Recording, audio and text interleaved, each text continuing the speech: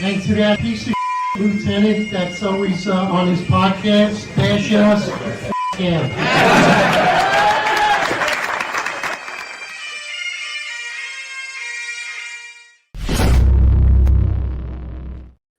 Attention to roll call. That's right. Good morning, everybody. 8:05 live Eastern time. It's halfway through the week. Of course, it's going to be New Year's Eve. We wish everyone a great New Year's Eve today. Make sure you're out there, drink responsibly, have a good time. If you're not a drinker, this is not the time to go out and start hitting the bottle. You know, not a good time for amateur hour. So just be careful out there. Of course, have a good time. It's New Year's Eve. If you're a cop and you're out there working in New York City, thank you for what you do. Try to stay warm out there. I know it looks like there's some freezing temperatures out there. I see John. John's got like an igloo over him right now. He's dressed like an Eskimo. So Marlon, you look like you're pretty warm though. I'm trying to keep warm. I've been, this whole entire country's been cold. So happy New Year to everyone. Thank you for our friends and listeners and the growth that we've gotten on this platform. You're a big major part of it. We appreciate trolls, of course. We appreciate it too. We enjoy it. You help build the algorithm. So what a great year for the Finest Unfiltered, a great year for everyone, and we appreciate it. Let's keep punching back. So right now we're talking about, let's call for an audit for New York City's police pension fund. And so we've had a lot of discussions about this on our show, Sal's show, about the New York State employment retirement system. And there's a law referred to as a statute for 645. There's another one for 1352. We're talking about the 211 waiver. The bottom line is I think we did a great job of dissecting the law, just showing that it's pretty much playing the violin when it comes to this law and its misuse and misrepresentation of the language. And based on the law, I think we did a great job the other day when we read and dissected the law and just using the law itself just to show that this has an appearance of impropriety, and it, from what we gathered, and I think ultimately in very simplest terms, that once you retire from a uniform pension, that membership closes when you join another civilian agency.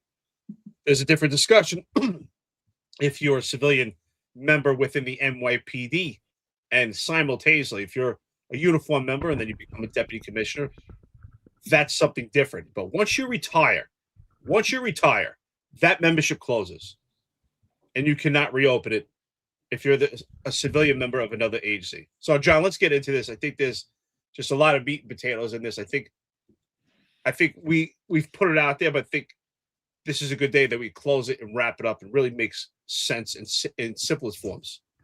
Yeah, no, absolutely. And Happy New Year, everybody. I told the cell attendant, put the heat on, close the window, but they got the window open, so I don't know. It's cold in here. So, they got the 30-minute tricks on you. yeah. I keep yelling at the cell attendant. He's not responsive. I don't know. Hope everything's all right. But so look, there was a lot of things said yesterday on Sal's show via Eric Sanders. And again, I think we kind of laid it out on Monday's show where we broke down exactly what 645 was, what the administrative code covers. And, the claims that Eric Sanders is making is basically that he's saying that you could retire, go back into city service, and you could continue going into the police pension fund. That's just a flat out misrepresentation of anything that you could do. According to the laws that he posted, the only people that could do that is a police commissioner if you're appointed as a police commissioner, or if you're appointed as a deputy police commissioner.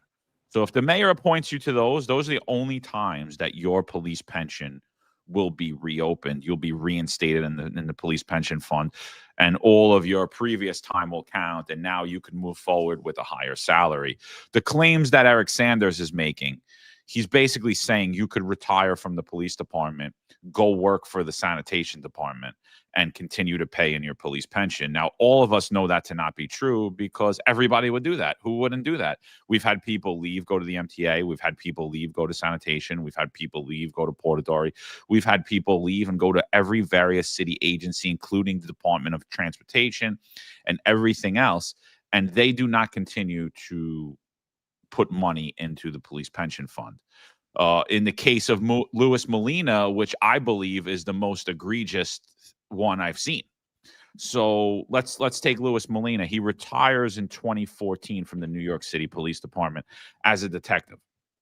Okay. He goes on, he moves through all different city agencies, ultimately goes out to Las Vegas, then comes back into city service as the commissioner of corrections, not in the NYPD. That is not a police commissioner or a deputy police commissioner.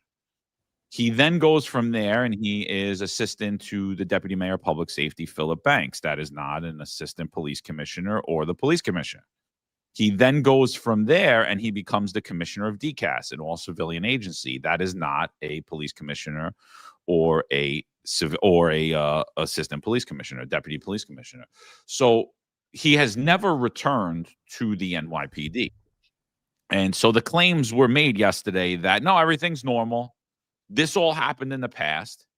And, you know, Eric Sanders had made the claim is that we're biased, right? So I just want to get that out there. A little disappointed that we were told yesterday that Joel wasn't racist and Eric's not racist. But we never said they were racist. We said they accused us of being racist. That's what the claim was. The claim was that it was our bias dressed as investigation. That's what the claim was. We didn't make that claim. And you know, I was a little heated about that, and I still am a little mad about it, but I'm gonna stay calm this whole show because really not worth it. And honestly, I think this is the last time I'll be addressing Eric Sanders at all. You know, because I don't even think it's worth it. I don't think it's worth it to go along with. But when you look at a guy like Louis Molina, this is the most egregious. Guy leaves in 2014.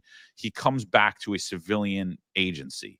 Now, you know, the claims have been made. This always happened in the past. It was okay when the Irish did it. It was okay when the Italians did it. It was okay when everyone else did it.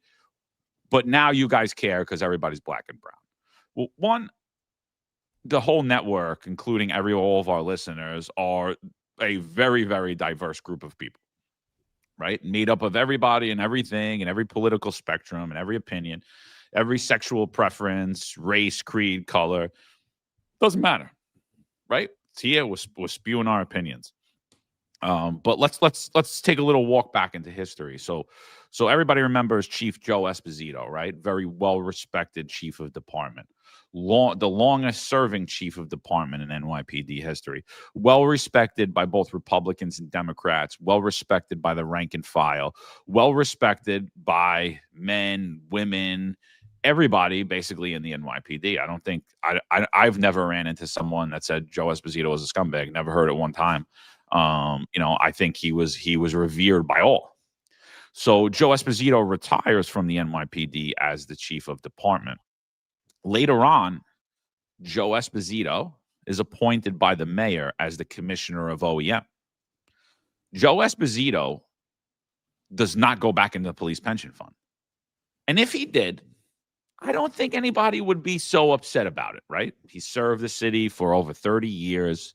If they're allowing him or like a Juanita Holmes to also serve 30 years, if they're allowing him to basically pad his pension the last couple of years while he serves as a commissioner, I don't think it would raise any eyebrows, right? I don't think it would be that big of a deal. But when you're bringing in all of these other people on top of it, now it starts to say, wait a minute. There's a lot of money going out the window every year, and there's a lot too much of this padding of pensions. But Joe Esposito did not go into the police pension system. Why? Because there is no law that says that he can. That's why he didn't.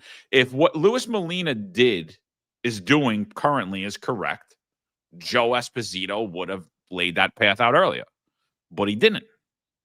Right? So he didn't he didn't go over and pay. He went into the NYC's pension system.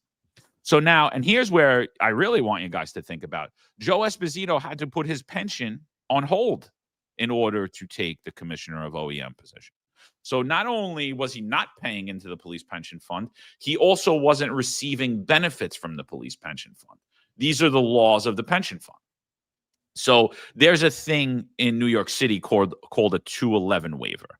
Now, the 211 waiver is rarely given out. If anybody's going to get the 211 waiver, it's going to be Joe Esposito.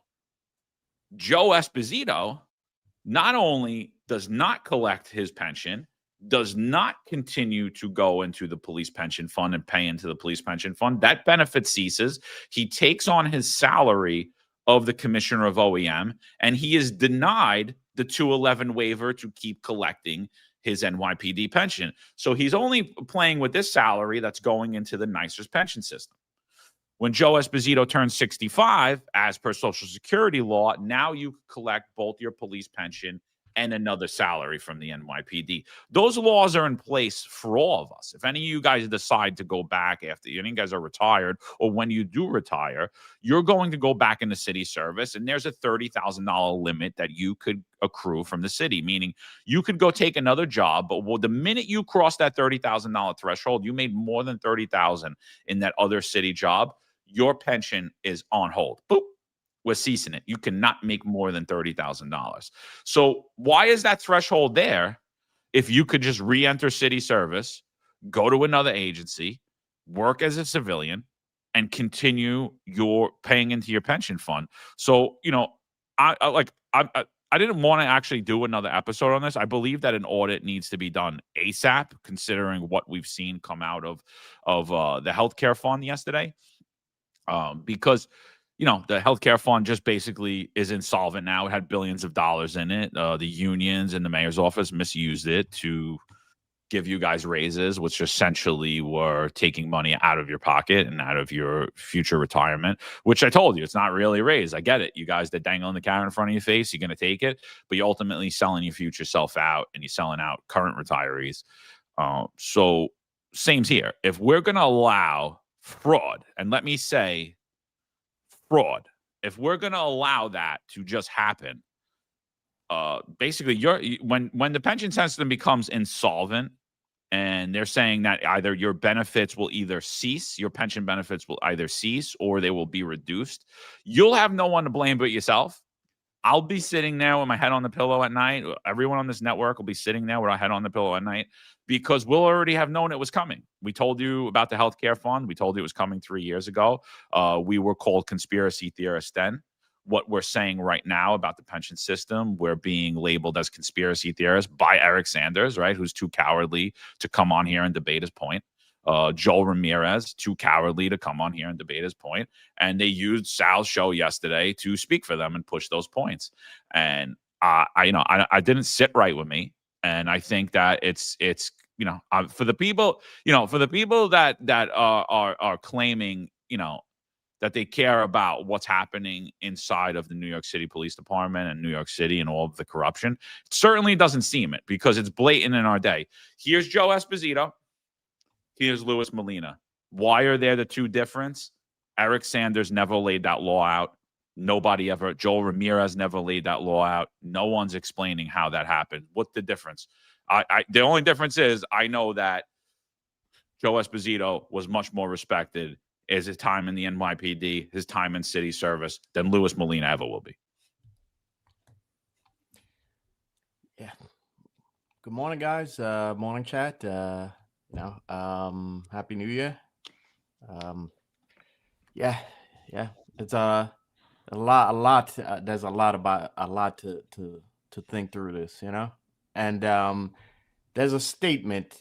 We'll eventually get to the Medicare stuff and the MLC stuff, but there's a statement in there that I thought was very interesting, and it's that Lander was the first controller to audit the fund in the 40-year history, right? So it hasn't been audited in 40 years. So my question is, can you imagine what else is lurking underneath these pension funds and these similar funds in the city?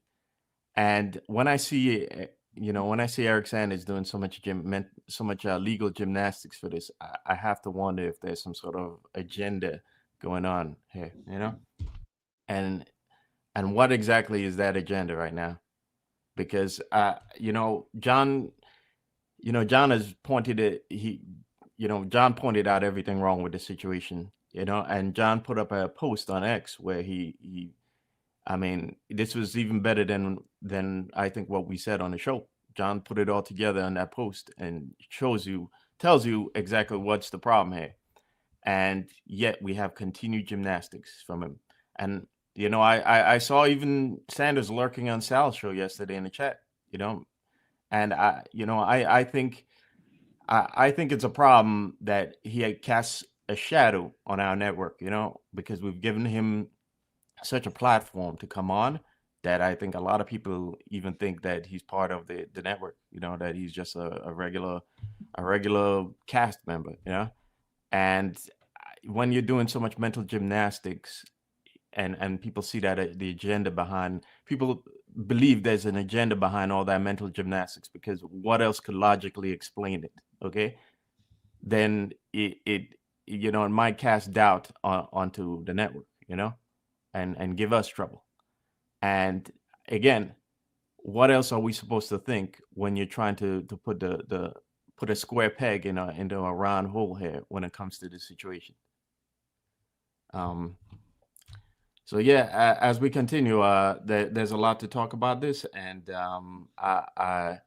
I think there's a lot of underlying issues that we've brought up here all the time about the solvency of the city itself. And I hope you're watching too, Marianne Pizzulti, because we talked about this. We had a back and forth on Twitter, and remember I said that the city is broke. And here's another example of that the city is underneath a lot of the problems the issues that we're facing is a solvency problem. So yeah, I think what's important to note, we don't have any personal qualms with Eric Sanders, especially not Joel. I've always had a great relationship with Joel, and I still like Joel, but and I had nothing personal towards Eric Sanders. But what's important is that even if you look at the website for the finestandfiltered.com, our mission statement is exactly that. It's unfiltered, and we welcome opinions. This is a First Amendment speech platform, and our entire team, our entire family is grouped up of different experiences within the police department, different experiences in education, different experiences just in life. And we all come together. We all have our own opinions. Same thing for our friends and listeners, and same thing for our trolls. We always welcome different opinions, and especially Sal and Eric Sanders and Joel. But what we do not allow, and what should not happen on this platform, in any platform, otherwise we would now be mainstream media, is driving a specific narrative. And that narrative should always just be the truth. And that's what we're asking here. Let's be truthful. We've all looked at the law. We've dissected the information. And what's happening in front of our faces doesn't make sense. And what we've been shown is comparisons to people before. And if people before have done the exact same thing, in which it appears some have done the same thing, it doesn't make it right. It doesn't make it right. It doesn't allow it to just continue on. At some point, we have to get to the root of the problem to cut it out. Just as with the NYPD, when it comes to cronyism and nepotism, we've never cut the root out. If anything, things are just getting worse when it comes to that. And that's what happens. Now, I think it's a great observation when we take a look at the career of former Chief of Department, Chief Joe Esposito. And if you take a look and you show a comparison to, let's say, for instance, Juanita Holmes, why do we see such a vast comparison in how the both of them retired from public service? Joe Esposito retired. His membership from the NYPD pension, as we stated on Monday, once you retire, that membership is closed. That's exactly what happened. His membership was closed, and he went on to public service for OEM and collected another salary. Now, in comparison to Juanita Holmes, where she retired from the NYPD and she entered public service as the commissioner in probation.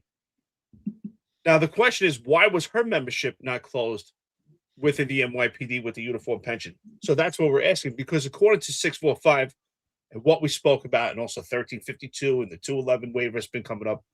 So the question is, why was Joe, excuse me, Joe Esposito's membership closed? And when we look at Juanita Holmes' pension, we should also ask, why is hers closed? So that's why we're asking for an audit. Now, what we're saying, we've said this entire time, we're not trying to drive a narrative. If that's accurate, then we have no problem with it. But we've given examples and analytical standards for metrics and measures and said, well, if Marlon was to return to service right now, why wouldn't he have those same rights and privileges to his pension as what we've seen before? If John was to return to service, or if I was to return to service, or Sal is to return to service, do we have those same amenities and tangibles that they have been afforded with this pension system? To me, it appears to be this is just playing the violin with the law when it comes to pensions. It doesn't look right. We've read it. We've dissected it numerous times. Now, I do believe that Sal's argument in this, and obviously driven by Eric Sanders, is that, well, Eric Sanders is a lawyer, and his job is to be analytical and litigate these documents. Well, lawyers also do a great job of taking information and translating and transmitting it to take a specific path. Right? We see it with trial lawyers. You see it in criminal cases. You see it in civil cases. Oh, that's the job of a lawyer, right? And the job of a lawyer is also to represent their clients, right? So you have to ask yourself, and that's kind of my question, is who is Eric representing at this point with this law? So you can say to yourself, is Eric right? Are we right? Ultimately, what matters is, what is the truth, right? Doesn't matter if he's a lawyer, whatever the case is. You know, right now, I think this is not about opinions. This shouldn't be about translating the information. It should be very simple. That's why I've asked from Eric or anyone, what in simplest forms is the law? I mean, the fact that we have to bring up 645 and 211 and 1352 and just constantly use different language, it should be very simple. In 1 or 2 lines, what exactly is the law for the pension system so that it's fair? We want to make sure that the pension system continues on for years. We want it to continue forever, so that everyone is entitled and enjoys their pension.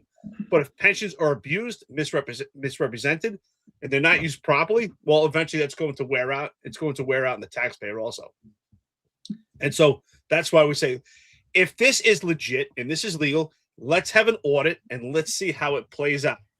Instead of making accusations, let's see how this plays out. Because in my opinion, what we looked at in the evidence, it doesn't appear to be accurate. It appears manipulation of the language. It appears to be misrepresented, and in my opinion, it looks abusive of the pension system.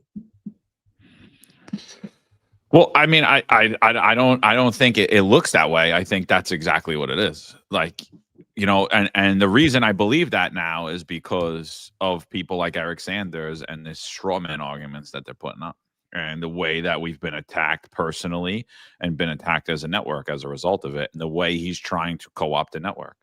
So I think that, you know, again, this is not the Eric Sanders propaganda machine, which, you know, unfortunately, he's been having a big say of what's going on certain shows, and it is what it is. It's a, you know, he's been yesterday I made a lot of comments on Sal's show. Not one of them got brought up onto the screen. So I was just so we're aware, Jack. I'm very obvious what happened there, right? We only brought up Eric Sanders' comments, which were inaccurate. And we've showed that they were inaccurate on Monday. So, but, you know, if we're going to be a free speech platform, but we can't go against Eric Sanders because he's a lawyer, you know? It's like, because, you know, I could bring up plenty of arguments that Eric Sanders has made about the Quatisha Epps case and relate it to the Richie Taylor's case, and you're going to see he basically absolves Richie Taylor. You know, he's accusing Richie Taylor of one thing, but he's absolving Quatisha Epps of the other, saying, you know, so I could bring all those up. I'm not about to do that, but I think ultimately, like when we look at this, you know, as a whole, you know, we had numerous articles come out about Eric Adams, right? Numerous articles. They compare him to Boss Tweed. They compare his administration to Tammany Hall. First indicted mayor in New York City, accused of running a multi-million-dollar straw donor scheme, accused of defrauding taxpayers out of millions of dollars using matching funds, accused of taking money from foreign governments. His administration has been accused of selling migrant contracts. His administration has been accused of selling NYPD promotions. His administration has been accused of shaking down businesses, marijuana businesses, bars, things, utilizing the NYPD. He came after this own network, sending criminal thugs, the paid goons from the NYPD, and everybody else. And then they sought any type of legal form of action to not only shut us down, but put us in jail. So, I mean, when we're sitting here and now we're going to pretend like, oh, no, but everything's good with the pension system. All those things are corrupt. The Crumbs crew is doing all of these things, but this is all on the level because, the Italians and the Irish did it. Well, you know what? And again, like I said, if they did it, well, let's audit and find that out, and let's get those names, and let's submit. Let's have them give all the money back that they didn't deserve. And if they shouldn't be in the pension system, then they should be removed from the New York City Police Department pension system. Because here's my problem: I have no problem with people that paid 30 years into the system. I have a problem with people that only paid a short amount of time into the system, left and did other things, brought over large salaries, and now we're going to retire with 40-year pensions. I have a big problem with people that didn't even pay into the system at all and now retiring like they paid into that pension system for 40 years. I left $400,000 into that pension system. I know God only knows how much money people have left into that system to be paid out over your life. And you're going to have people come in and misuse your pension money? No. And we all have fiduciary duty to it. All of us, everyone that's in there. Unless you don't care. Unless you don't care about getting robbed, leave your front door open. Leave the room to your bedroom open with your naked wife on the bed and just let whoever come in and do whatever they want with it. Because that's basically what we're being told here. Why do you care? Why do I care? Because when I'm 80 years old, I'd like to know that at the end of the month, my pension money goes in there. That's why I care. So, that's why I care, because I paid into the system, and I believe that everybody that paid in the system is deserved what we owe.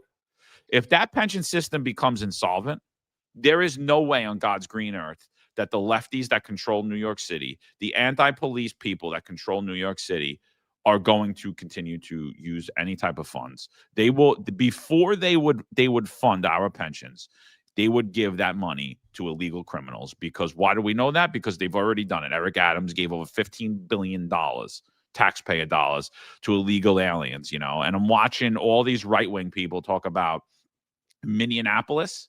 Minneapolis is nothing. Minneapolis is a day in the life of the New York City scam. It's a day in the life of the Crumbs crew. That is the amount of millions of dollars that are happening in Minneapolis. If you just peered over to one of the scams in New York City, it would be mind-boggling. But hey, I guess, you know what? I guess the Republicans and the Democrats are all in on that big scam. So let's just look at every other little city and town that are doing these scams. They all learned how to run the scam through New York City. So, I mean, when I'm watching this and I'm watching, to me, Eric Sanders threw his credibility out the window with me. I'm sorry. He threw his credibility right out the window with me with this whole argument, because, again, he was invited on. He was invited on to speak on his point. He refused to come on. Instead, he decided he was going to speak through Sal, and his voice was brought to the table and nobody else's was. So, okay, but it's still wrong. That's it. Monday's show, we debunked it. Again, further today, we debunked it again. Compare Louis Molina, compare Joe Esposito. Why the stark difference? People on here saying they didn't retire. Well, why didn't they retire? Oh, they were on MELD. Louis Molina was not on MELD.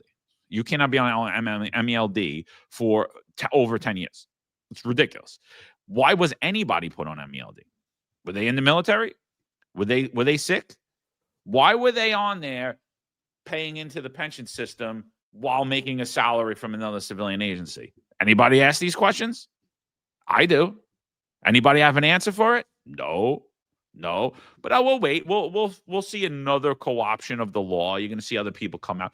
No, it's all good. Everything's good. This always happened. It always happened. Okay.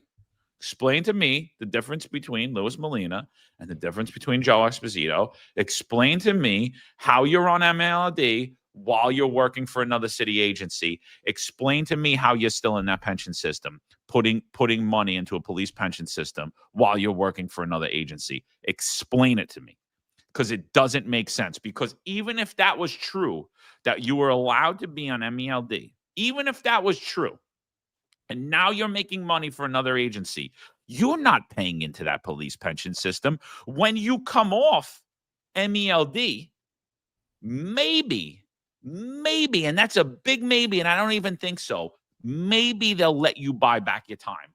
But according to the laws that Eric Sanders put out, you can't buy back your time. You can't buy back your time. Your time does not even count. Meaning you have to do those other years now to at your salary in the New York City Police Department.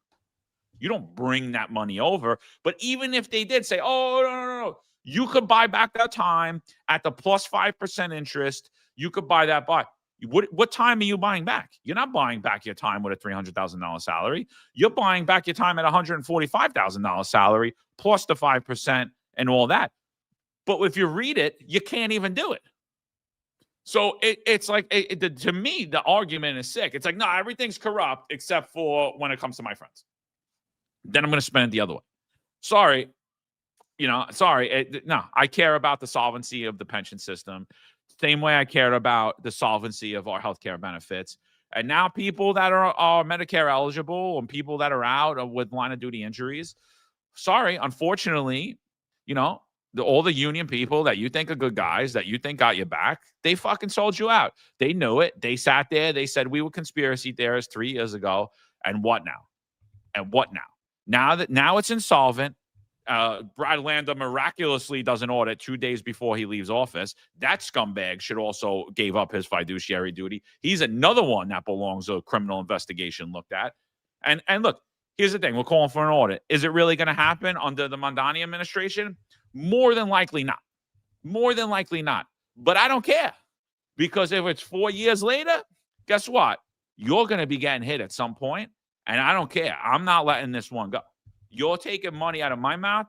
You're taking money out of my kid's mouth. You're taking money out of all of our mouths. This is not right. I'm never letting it go. I don't care if it's 8 years from now, if it's 12 years from now. That's just a bigger bill you're going to have to pay back. That's all it is, because this is wrong. It's absolutely wrong, and I'm not letting any snake oil salesman divert me, change the narrative, push the narrative, go anywhere else. We're not being co-opted. Finest, unfiltered. Yeah. I always think that it's not so much. I always think that he's working for his clients.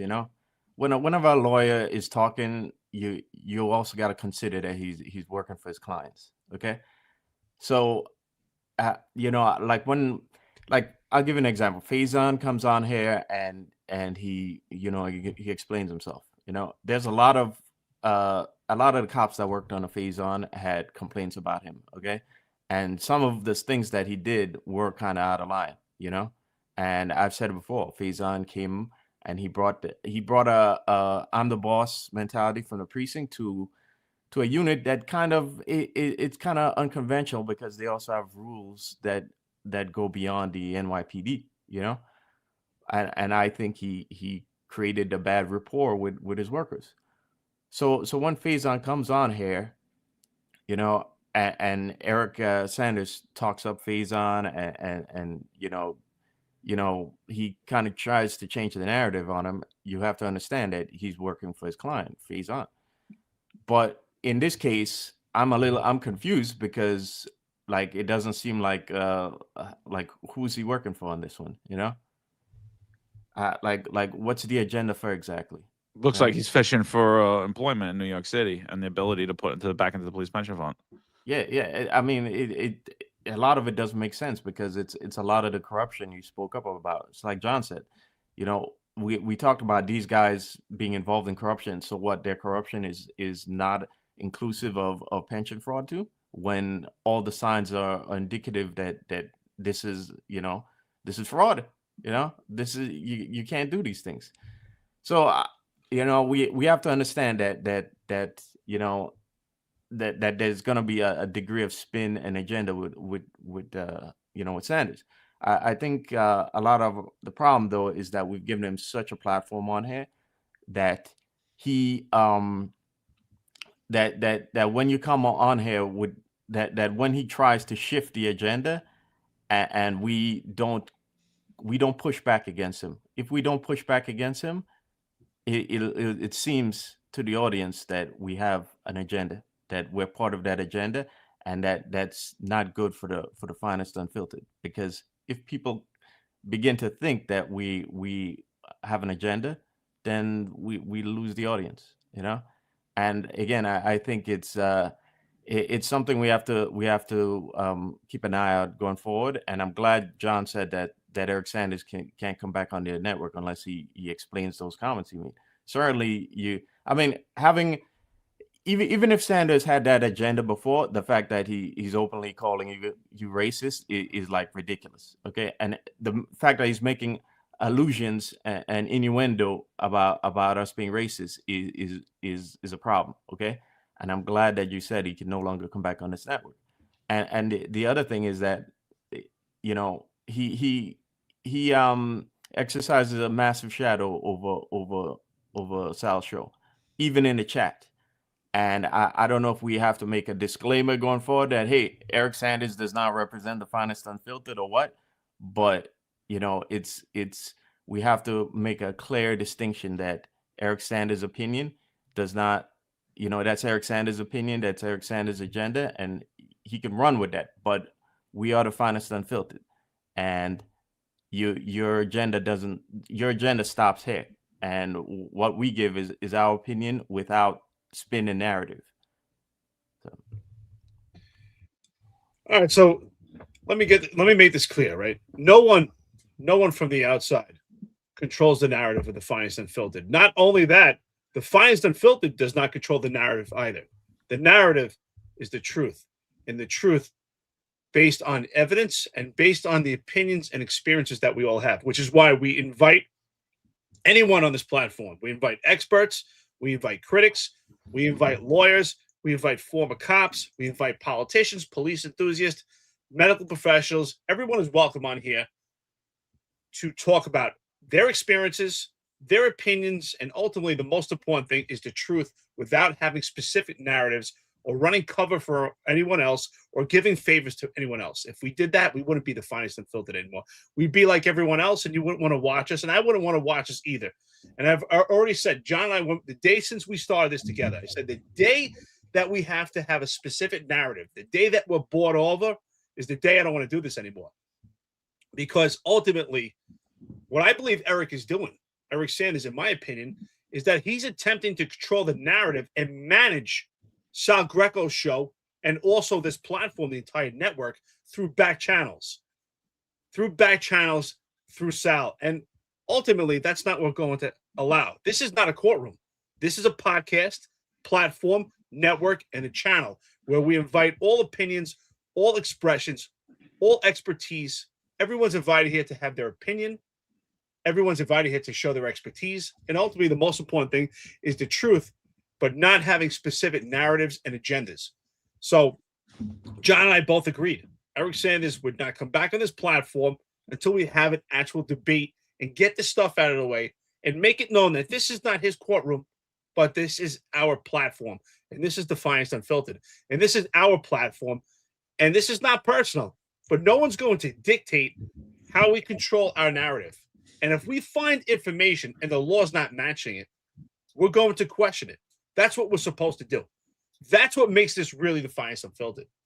So you have to ask, in my opinion, why is Eric trying to control the narrative or manage and control it through back channels, through Sal Greco? Why is he doing that at this point? What is behind this? Ultimately, why does he care? And I think John and I are right, and Marlon talking about the 1.5 mile run. Like, how did he get involved in this lawsuit? I mean, how does anyone in their right mind, just a common sense novice person, think that running 1.5 miles is something that's absurd? And I think it's discriminatory to say it's racist against black people if they can't do a mile and a half. I mean, I think it's discriminatory towards the awesome black and brown men and women that I worked with that could do a mile and a half in their sleep, that could do a mile and a half with their eyes closed. I think it's completely insulting. How did we get to this point? We have phenomenal black and brown people in the police department that can run a mile and a half 4 times with their eyes closed. How did we get to this point that a mile and a half is racist? It's racist to me. It's discriminatory, in my opinion, to say that a black person should not have to do that. And it has nothing to do with talents or not. You do not need to be extremely talented to run a mile and a half. You don't even have to, in my opinion, because I don't think you need to even be constantly training to run a mile and a half.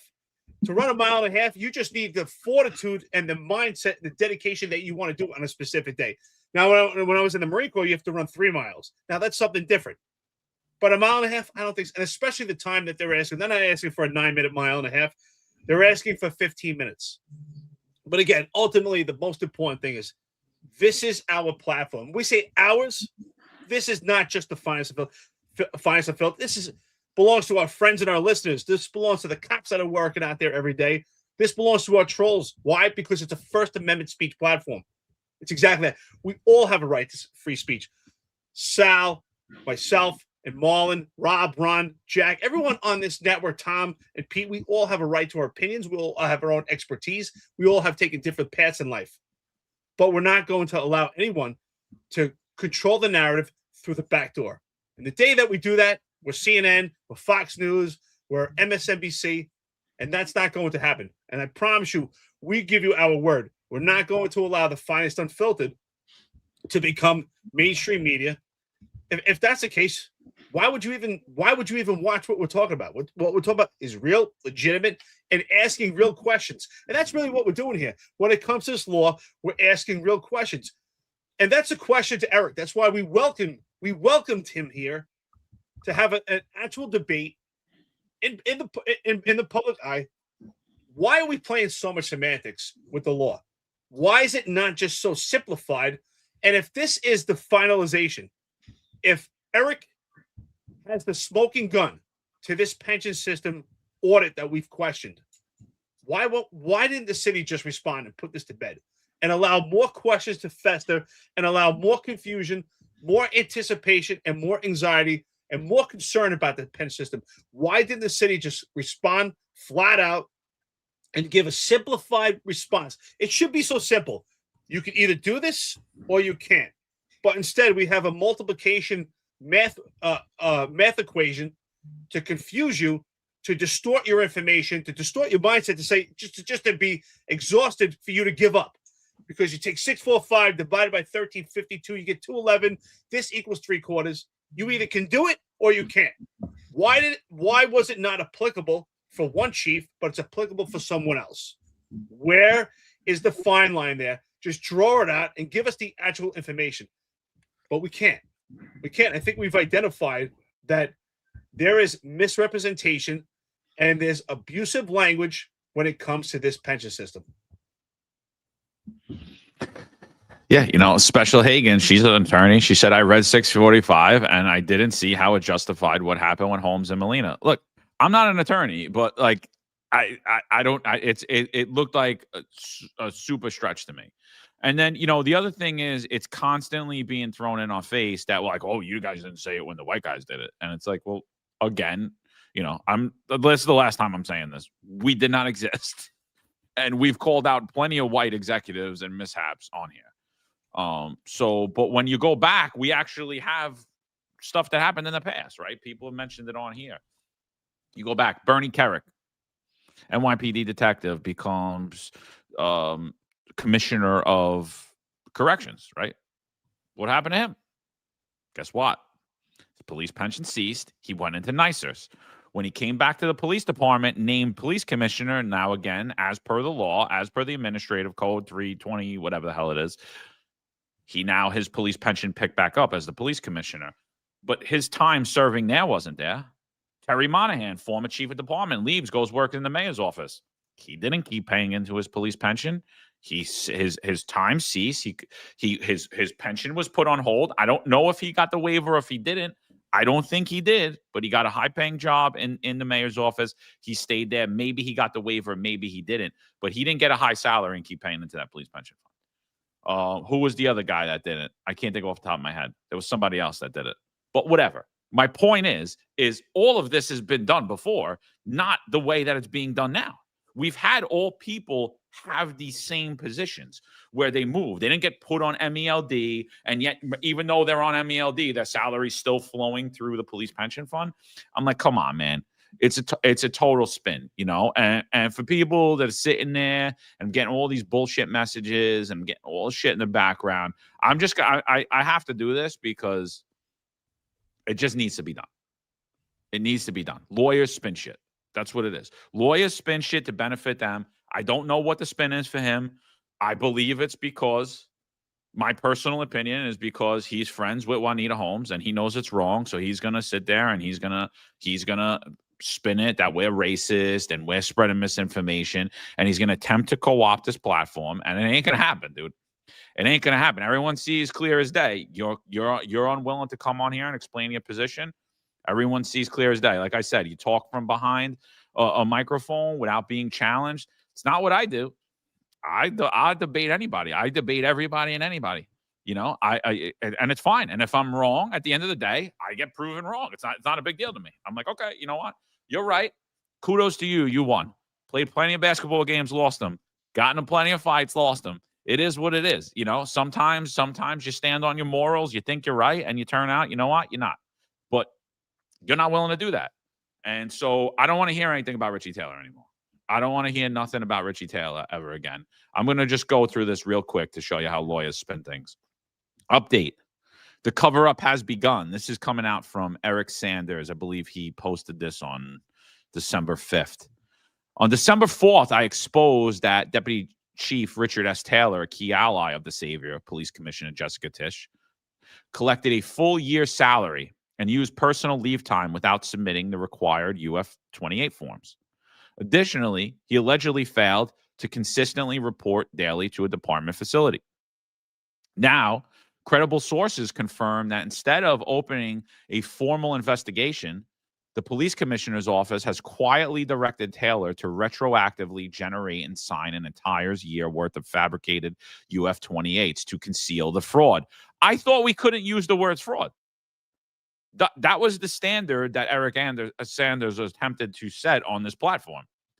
Here he is using the word fraud, right? That's what he's saying. He's saying that Taylor retroactively, as at the direction of Jessica Tisch, retroactively fabricated his 28s. It's an admission that the original misconduct occurred. It's a new crime. Falsifying business records in the first degree, a felony under New York Penal Law 175-10. It's official misconduct by any commanding officers or executives who ordered or approved this falsification. This is not an administrative irregularity. It's a coordinated criminal act, a deliberate attempt to rewrite the record, launder the paper trail, and obstruct oversight. The NYPD is no longer merely tolerating corruption. It is manufacturing a false reality to protect favored insiders. This directive reportedly originated from the highest levels of One Police Plaza, meaning it cannot be dismissed as an isolated lapse in judgment. It reflects a systemic culture of deceit where the command hierarchy uses falsified documents to insulate itself from accountability. The Department of Investigation, DOI, and New York City Control's office must act immediately and secure and preserve the original UF-28s, payroll records, times, records, etc., along with the metadata, audit logs, and communication trail. Every minute of delay increases the risk that these digital records will be altered or destroyed. Meanwhile, the silence from City Hall and the New York Post and the department's preferred PR machine has become complicity. When misconduct is exposed, the Post doesn't investigate it. It sanitizes. When evidence surfaces, it spins. And when citizens demand the truth, it ridicules. Sounds familiar, Eric. Sounds very, very familiar. But the cover-up is unraveling. Each directed, each backdated form, and each leaked headline now becomes a piece of evidence. The public deserves a department that enforces the law, not one that rewrites it. So, I mean, I agree with him here, right? I agree with him. Like, you shouldn't be able to go back and backdate and do all this stuff. But the problem is when you do this, and FYI, Eric, I didn't do my homework on this. This was sent to me. This is you exposing yourself. This had nothing to do with any of the stuff. I'm not going through your tweets, and I honestly don't even read them because I personally believe you're full of shit. So we could just get that out there.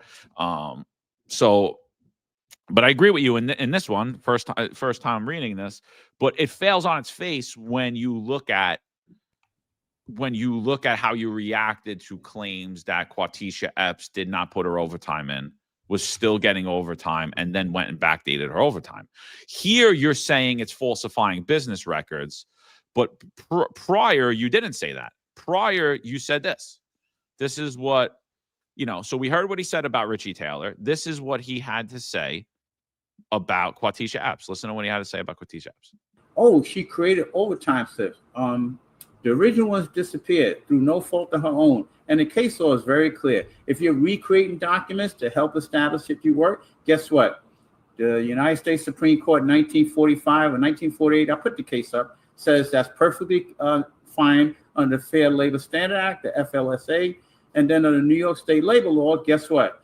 That is perfectly reasonable. And you could even use testimony too. And you know who the burden is to maintain records? The employer, not the employee. So, Richie Taylor, you are now absolved of all your sins. Thank you. Yeah, and you could thank Eric Sanders for that. Yeah. Chief Marina brings up a great point in the chat. He says, what he says? He goes, isn't that what got Paul Saraceno fired? Yeah. He signed retroactive OT slips for the chief of department. So, yeah.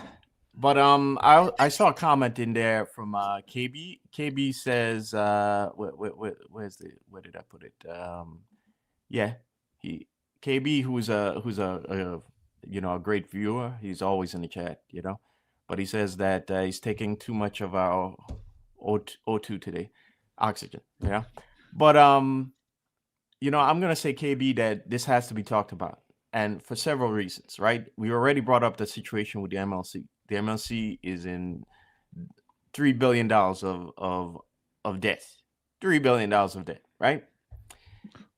We need to talk about this because, as we've said numerous times before, there are a lot of underlining issues of malfeasance and corruption that have yet to be uncovered, right? I don't think it's a coincidence that here we see on the 5th, Eric Sanders made that post. And now a week before Mamdani gets into the new administration, we see these posts about, trying to okay this pension corruption. Okay. I'm call me skeptical here, but I don't think that's a coincidence. I think something has changed. Okay. And I think the reason why the city isn't releasing a statement about this is because they've authorized that they've deputized people to act as proxies and kind of do some narrative readjustment. Okay. And unfortunately, I gotta say that, with all the legal gymnastics Eric Sanders is doing, it kind of looks like you're one of those deputies. Okay. Because that doesn't make any sense. Okay. And it certainly doesn't make any sense when you go back and look at your statement on the 5th, and it goes back. And when you go back and you look at what he said about the Epps situation. Okay. Now the problem is again, why we have to talk about this is because we suspect that other issues are going to come up as we head deeper into 2026. And the reason why I'm saying that specifically from my point of view, you all know I like to talk about it, relate to macroeconomic situation of the country and world at large into our local situation, right? I'm saying that because overnight, did you know overnight the Federal Reserve has been pouring a lot of money into the banking system? You didn't know that. And as I've said before, the value of silver just skyrocketed in a week. Okay. Those are all symptoms of underlying problems in the economy. And those underlying issues in the economy will eventually reflect in a local level. Okay. And also Steve Wickoff just lost $400 million on a commercial real estate property. And just think of how much taxes that's going to be out of the city's coffers. So the issue is that we're going to have lots of economic pressures coming in. And I believe that there might be other funds in the cities under the city's watch that are going to go through fiscal problems. And the city is here deputizing proxies to come out and change the narrative so you don't think deeper into it. And so you don't look deeper into it. So this has to be talked about, because what is coming? There might be more of these legal gymnastics coming out in a public square in the coming months as we head into the Mamdani administration.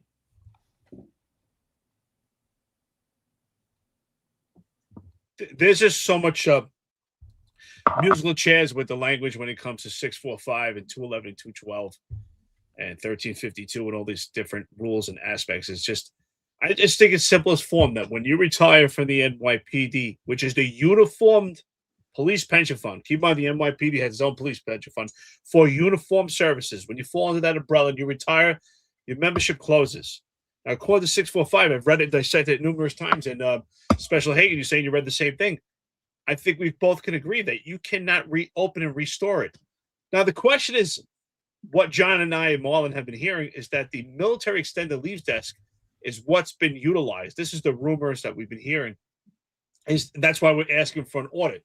That the military extended leave desk is what's been utilized to allow people to have a restoration of membership into the pension. So the question is, what is the legality there? Because if you're being assigned to the military extended leave desk and you're not in the military, how are they utilizing that military extended leave desk to get a restoration of membership? Because that's what we're hearing, that they're being assigned to the military extended leave desk. So that's why we're calling for an audit. And we'd like to know, okay, someone like Louis Molina, did someone approve him and put him at the military extended leave desk? Did they do this retroactively somehow? And if they did, under what grounds? Because that's exactly for that. For someone, if they're in the NYPD and they're a reservist in any branch of service and they leave on active duty status and they're still employed by the NYPD, they get assigned to what's called the military extended leave desk. And what happens during that time is quite interesting. They're still entitled to their same tier. Wow, where did we read that from? 645. You're still allowed your same tier, right? You're allowed the same rights and privileges to that pension. But what a military service member does not do is contribute to that pension while they're not actively working with the NYPD and they're assigned to the military extended leave desk and they're serving in the military. So rhetorically speaking, if someone leaves at year 15 and they're in the Marine Corps Reserves and they go on active duty and they come back at year 20, they still have a right to tier 2 if they were tier 2, if it changed to tier 3. If they were tier 3 and it goes and changes to tier 4, they still have a right to tier 3. Nothing changes. They still have their seniorities. They still have their privileges. They still have their rights as they did before to that pension. But what they did not do is contribute. And if they want to get to that year 20, they have to buy that time back. So how are we doing this with Louis Molina and people like that? That's what we're trying to ask. If they are assigned to the military extended leave desk, which I find completely insulting if they are, but if that's what they're utilizing, how are they contributing to the pension system? Not only are they not under the umbrella of a uniform pension because they already left and that membership is closed, how is it being reopened? How are they still entitled to the same rights and privileges if they're assigned to the military extended leave desk? And that's why the Finance Unfiltered, here we are, we're calling for an audit. Because if this is the law and this is accurate, then it should be transparent and show us that information. Show everyone, show the public, because the city has not responded. Maybe the city's so busy trying to figure out how they could dance and brag about the historic lows of crime that's going on in New York City, that they can't give out simplest information about a pension system, which everyone's concerned about, raised a lot of eyebrows and a lot of questions. Yeah, dude, it's simple. It's not hard. First of all, it needs to be audited. Like, so this comes out, right? An explosive audit. It's definitely not explosive. Landa did this his last 2 days in office. He drops this. We've been talking about this his entire time in office. So it's an absolute joke. Bill Mack's on here. He was explaining what happened. He says it was because the UFT used this fund, this insolvent city employee healthcare fund that was meant to keep healthcare costs down. They used this to fund raises. It wasn't just the UFT that did it. The police department did it. The PBA did it. The SBA did it. The LBA did it. The CEA did it. All the FDNY unions did it. All of the MLC used this healthcare fund, your money, to fund your own raises, right? And that's what we were telling you. We're like, dude, you're giving away your healthcare. You don't know what you're doing. And so this started, and just so everyone's aware, they started doing this in 2014. And now the fund's insolvent. It was worth billions of dollars. Now the fund's insolvent. They started doing this in 2014. So if you look at that, what we're saying now is we're showing you that what's happening in the pension system did not happen 10 years ago. Did not happen 6 years ago. Did not happen 4 years ago. All of a sudden, this popped out. So what that's showing me is you got about 6 years left if you're going to allow the grift and the fraud to continue. That's what it's showing me. It's showing me if this one is insolvent, how many other funds are you paying into that are going to be insolvent? How many other funds? Like, so I'm saying, we're saying here, we're saying audit the police pension fund. I'm saying audit all in New York City. Because the grift and the graft, where did that $15 billion come from Eric Adams? I get it. He diminished my pension. He stole Marlon's pension. He stole pensions like Danny Holkauer's. He stole numerous firefighter pensions, thousands of teacher pensions he stole. I get that. But that doesn't account for the $15 billion that went for illegal migrants. And really, they didn't even get a lot of it. Most of the people that profited from that were big business, big corporations, big political donors, and friends of the Crumbs Group. Those are the people that really got that money. Where'd that money come from? Right? Same place that your raise came from. It came from you giving away your own healthcare. So what's going to happen? I mean, you see it clear as day. They're calling for this fund to be dissolved. And now you know why Eric Adams fought for 3.5 years to put you into a Medicare Advantage plan, you seniors, you Medicare eligible people, and you people that are on line of duty, because that's basically what's going to happen. He fought, he won. He held off because he knew it was going to be unpopular amongst retirees, elderly retirees, and he knew it wasn't going to be a good look for him. So he waited till he gets out of office, and now Zohran Mamdani is going to be the bad guy, but the plan's always been in place. It's been in place since 2014. Here you go. Take it in the face, as the old saying goes, because that's what it is. If you're saying, oh, no, everything looks messed up with the pension fund. No, that's good. That's good. You're an idiot. I'm sorry. You're stupid. Like, it's not right. And I'm not going to sit there and say it's right. And I'll say fraud whenever the fuck I want. And I don't give a fuck what Eric Sanders or anybody else got to say about it.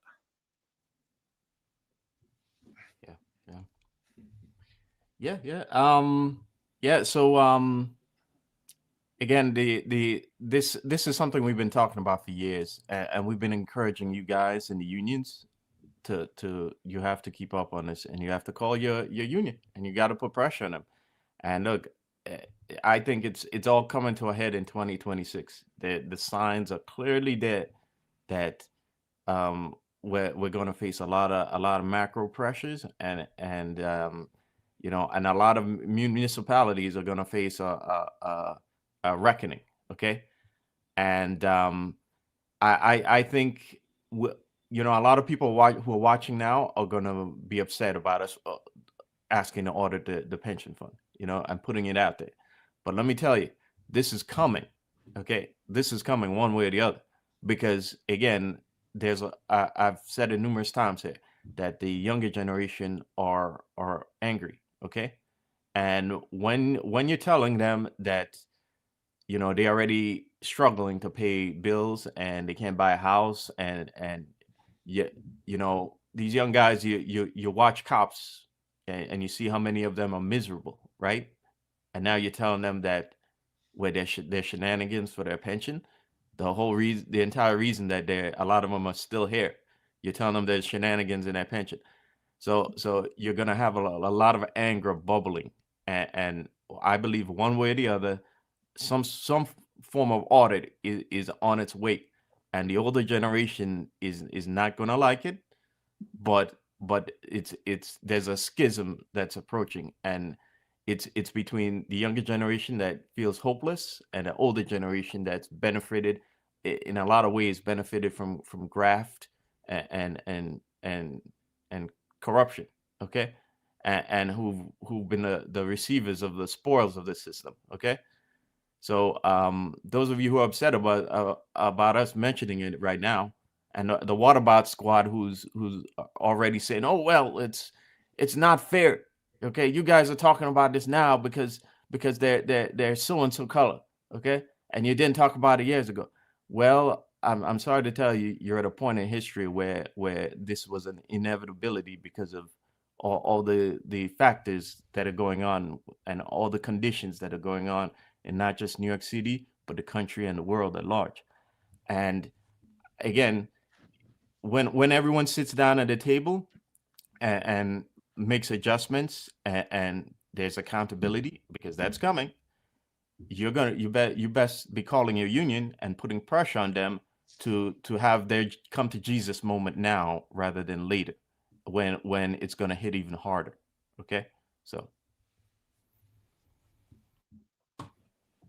Well, right now at the problem is supposedly the unions pushed back on this Medicare Advantage plan, and unfortunately the courts ruled in favor of the city, and so everyone should be worried about this right now. So the city has, Eric Adams has not went forward and transitioning to this Medicare Advantage plan, which they can do, but everyone should be concerned. You know, young cops on the job in the NYPD particularly.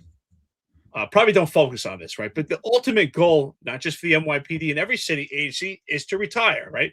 Your goal is to work, be as healthy as possible, retire, but you need a good health plan. As you get older, you realize that you have to maintain your health. I had to go to the doctor's office about 2 weeks ago, and I was sitting there, and I'm looking at the sign on the wall, and it says, if you're 45 or older, have you had a colonoscopy yet? And I'm like, shit, that's me, right? Now I'm in good health. I take care of myself. I work out. I told you back so when said I'm looking a little small today, but I'm taking care of myself. I'm working out, right? But you got to be healthy and take care of yourself. But even with that, you still, just like you take your car for an oil change, you still have to maintain stuff. You have to maintain yourself. And along with that, you need a good medical plan. I can tell you this, even with insurance, the battle I had with Derek was scary. And thank God for that GoFundMe. And even with that, it was still scary. So if we change to a Medicare Advantage plan, how scary can it be? And even for myself now, just when I've been traveling outside the New York, New Jersey area, it's been extremely tough to find doctors that actually take the insurance that we have throughout the country. The insurance that we have, most of it doesn't pay very well. And if you want to get something that pays well, you have to pay a lot out of pocket. Now, I had looked into getting Cigna for my entire family. Now, you can't just get it for one person. At the time, I was trying to get Cigna for Derek because it was much better on the West Coast, and that's where he was getting treated. And it would, unfortunately, you have to purchase it as an entire family, and it was $2,800 for each person. So think about the money that you have to come out of pocket. So now if we go to a Medicare Advantage plan, it's going to be worse. And some people think, oh, now you have you're in a bigger pool and you have more doctors. But guess what? I mean, look what's happening right now. If you're part of Emblem Health, on January 1st, it's going to convert to United Healthcare. And for some people, yes, that may give us more access to doctors nationwide. But if everyone is now in that pool and United Healthcare monopolizes insurance, well, guess what? You're going to have to wait a lot longer for doctors. You know, you're in pain, some issue. You'll find yourself not going to the doctor, but you'll be going to the hospital. Medical is so important. One thing I learned getting on the job when I was young, my father would tell me, my uncles tell me, yeah, the NYPD doesn't pay a lot, but you got a great medical package. That was something that was always so important. And now this is one huge amenity, right? That could be taken away. And people have to pay attention to that. And they're not paying attention because the salaries in the NYPD are pretty good. Other city agencies are probably better than they've ever been. But medical is huge. It's a huge part. And John knows it damn well. So does Marlon. John, you know, when you left and you retired, the amount that you had to pay out of pocket was damning. And it probably really changed your mindset too, what you had to come out of pocket. So it's scary. Medical is important. Even if you're in health, medical is not just for sick people. It's for healthy people too. Yeah. I paid about $20,000 a year while I waited for my pension to kick in, my diminished pension to kick in. So I paid about $20,000 a year. So once, you know, Shell makes fun of my pension all the time. And I think it's hysterical because I'm like, dude, I feel like I'm rich because I get paid. I get this check that comes in every month, and then I don't have to pay $20,000 a year. And it's all right, John. Unlike you, I don't have to be a grifter and a grafter and go blow everybody at the IACP.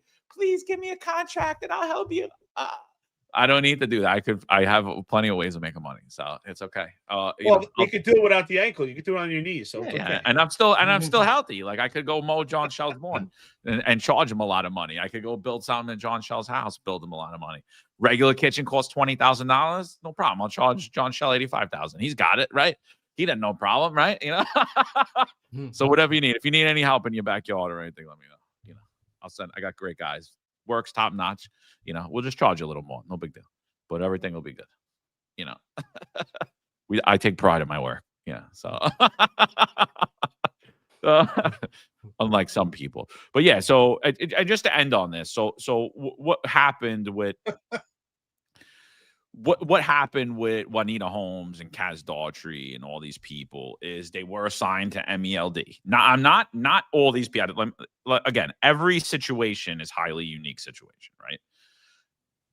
This does not apply to Molina, and it doesn't apply to Stewart, right? Stewart, like we said, he was actually could be reopened into the police pension fund. How he gets 3/4 for that injury 20 years ago, I don't know. That's for the courts. I have no idea. I don't know. I don't really know the whole 3/4 game. I have no idea. Something raises a lot of eyebrows, raises my eyebrows. That I don't know. Molina, it cannot be explained. It just cannot be explained. It cannot be. It boggles my mind. Somebody's got to explain it.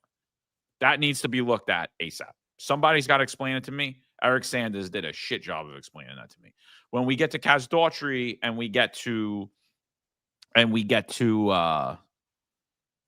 what's her name, Juanita Holmes, and all these other people that were supposedly commissioners in other agencies, but yet they were putting into the police pension fund. Eric Sanders basically said that time's not creditable, that time's not pensionable, that time is not accurate. So they would have needed to buy back that time, meaning they were not in the police pension system, and those salaries don't go into the police pension fund.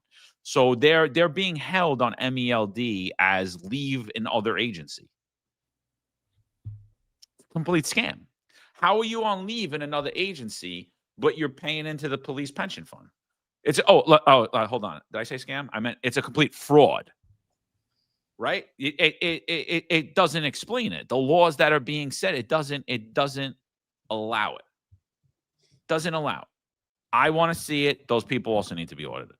That's it. I mean, anything else before we move on this? I think honestly, you know, people saying the what about squad, you know, what about this? What about that?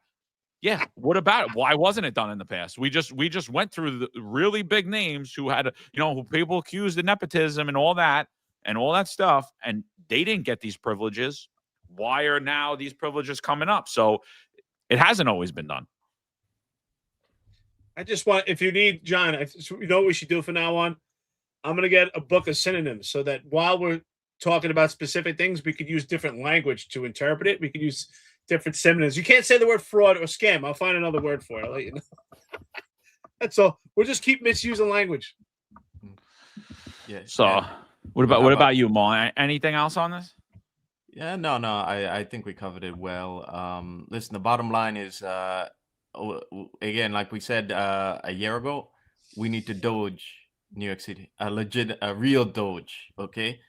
And that includes what's going on now with the MLC and clearly what's going on in the police pension fund right now because of all the apparent fraud happening.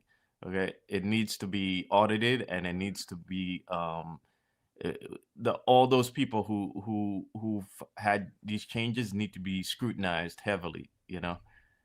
I mean, don't be naive thinking that the corruption is everything else, but it's no corruption here. They just were corrupt in every other thing in Eric Adams' administration. So I think we covered it well, though. I just want to say, we got this constant troll, NIN 31191.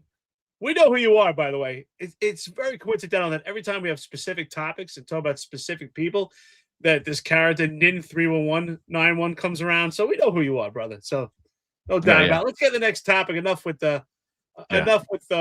gaslighters. Yeah, he likes to use the word dickhead. I know somebody else that likes to use that word. Yeah, apparently, yeah. How many people use that word dickhead? Bunch of boomers, and Shell, if you want help with your website, 5,000, big guy. We'll get it done for you. It's embarrassing at this point. Harlem Ridge Advisors, you and Tariq. Actually, both of you, 7,500. 7,500. Well, why don't you just get Sean Mohabeer to work on it? Yeah, we'll get it done for you. We can get it done in a week. And John, you know what? We're gonna throw in a bottle too. We'll throw in a bottle of bourbon. Yeah, and a bottle. We'll take you out of it. And some wings. All right. So this comes out, right? Decorated NYPD lieutenant and his patrol cop wife fired after stonewalling a probe into blaze at their Long Island home. So, I mean, this should raise everybody's eyebrows, dude. Because, again, I'm not saying they're guilty. I'm not saying that they're innocent. I don't even care. You're being fired for not answering questions when a different law enforcement agency is accusing you of a crime. That should send chills down everybody's spine. One, as per the Constitution and the Fifth Amendment, you are not required to ever answer a question to anybody under anything. Right? Now, in the New York City Police Department, it's a little different, right? You can't do that when you're a part of an official investigation, and that's written into the law. That's written into the procedures and the guidelines of the NYPD. But you agreed to that when you became an NYPD officer. You didn't agree to give up your Fifth Amendment right when it comes to a criminal investigation. That's why the NYPD doesn't even investigate you or ask you any questions while you're under criminal investigation, right? Because they can't compel you because it's against your Fifth Amendment right. So, but yet we're going to go ahead and fire cops who invoked the Fifth Amendment, who said, I'm not answering any questions. Because I'll tell you right now, if the feds show up here right now, I'm going to be like, yeah, I'm going to get my lawyer. Yeah, I don't know. Oh, you taking me with you? Okay, yeah, I don't know anything. I like black coffee. Yeah, no, black coffee. You've got mushroom coffee. I'm not saying anything. If a different law enforcement agency shows up here, I'm not saying anything. I want to know what the hell's going on. You're not going to get me in the oh shit moment when I have no idea what's going on. I'm going to run my mouth. It's not happening, because that's what happens. We've, I've had it done to me as a kid. I've seen how police operated young. I know how they operated when I was on the job, right? Like you're not going to put me in a bad situation where I'm like, oh shit. And I'm going to say something wrong that could possibly incriminate me, even though I did nothing wrong, So you're being accused of a crime. It's a serious offense. Right? It's a serious undertaking. It's probably one of the worst things that could happen to you in your life, right? So you have the full right to not say anything at that moment in time. So what really bothers me about this is if that lieutenant and his wife would have just lied in that investigation, would have lied in the courtroom, would have then further lied in an NYPD GO15 hearing, they could possibly be a police commissioner, a deputy police commissioner, a deputy mayor, commissioner of this, commissioner of that, because we've had people be promoted for lying under oath on the stand in court. We've had people promoted after they lied in official GO15. So again, we're rewarding lying. We're rewarding fraudulent activity, but we're penalizing you being quiet, you invoking your constitutional rights, you not doing anything wrong. So this one raises my eyebrows, and I don't care what all the evidence leads to. I don't care how it all looks. I don't care how incriminating it looks or it doesn't look. We don't know what happened that day. You don't know what they're being silent about. They're a married couple. Maybe they got into a fight. Maybe this fire started after they got into a fight. They don't want to speak because they don't want to be involved because they didn't want to get hit for, I don't know, not reporting a domestic incident or reported an off-duty incident. And that's why they're not talking. You don't know what it is. We don't know the facts of the case. That is for a judge and a jury to decide. It's not for Jessica Tisch and those scumbags at Internal Affairs to decide. I'm sorry. It's just not. It's not for you and the executives in Internal Affairs who think they fucking know everything, but can't explain anything and couldn't smell corruption. If it smacked them in the face, pulled out, came on their face, went all over them, smacked them around again, and did it again. I'm sorry. It's wrong in my opinion. It's so wrong. They should have been arrested. There should have been a trial that should have been given. They should have been afforded due process that entire time. Why is it good for some and not good for others? Where's due process? Oh, I know. Because your unions allowed someone like Marlon Bethel to get fired without ever being charged with anything criminally, administratively, or receiving a department trial. Now we could just fire people. Great job, guys. Yeah. And according to that article, it says they still haven't been charged by Nassau Police yet. So I don't know if we're missing something here, but I gotta say it's pretty insane that the job is still allowed to do that, and there hasn't been any legal pushback from the unions yet. Yeah, but again, it's just part of course for all the inequities that we talk about on this job, and how you have a different tier of discipline and legal standards depending on which tier of the NYPD you're in. And if you're in the the protected Nepo class, then the rules don't apply to you when they're inconvenient, and the rules get bent the other way when you need them to. And here's another example of it. And again, in my case, I didn't have any due process at all. So it's a shame, and I really think that I can't wait for the day when we have a different leadership in the unions, maybe younger, who maybe they'll go about it differently and change some of these things, because I don't think that people that we have there care to make any adjustments now, and they're more than happy to ride the ship as it's sinking down right now.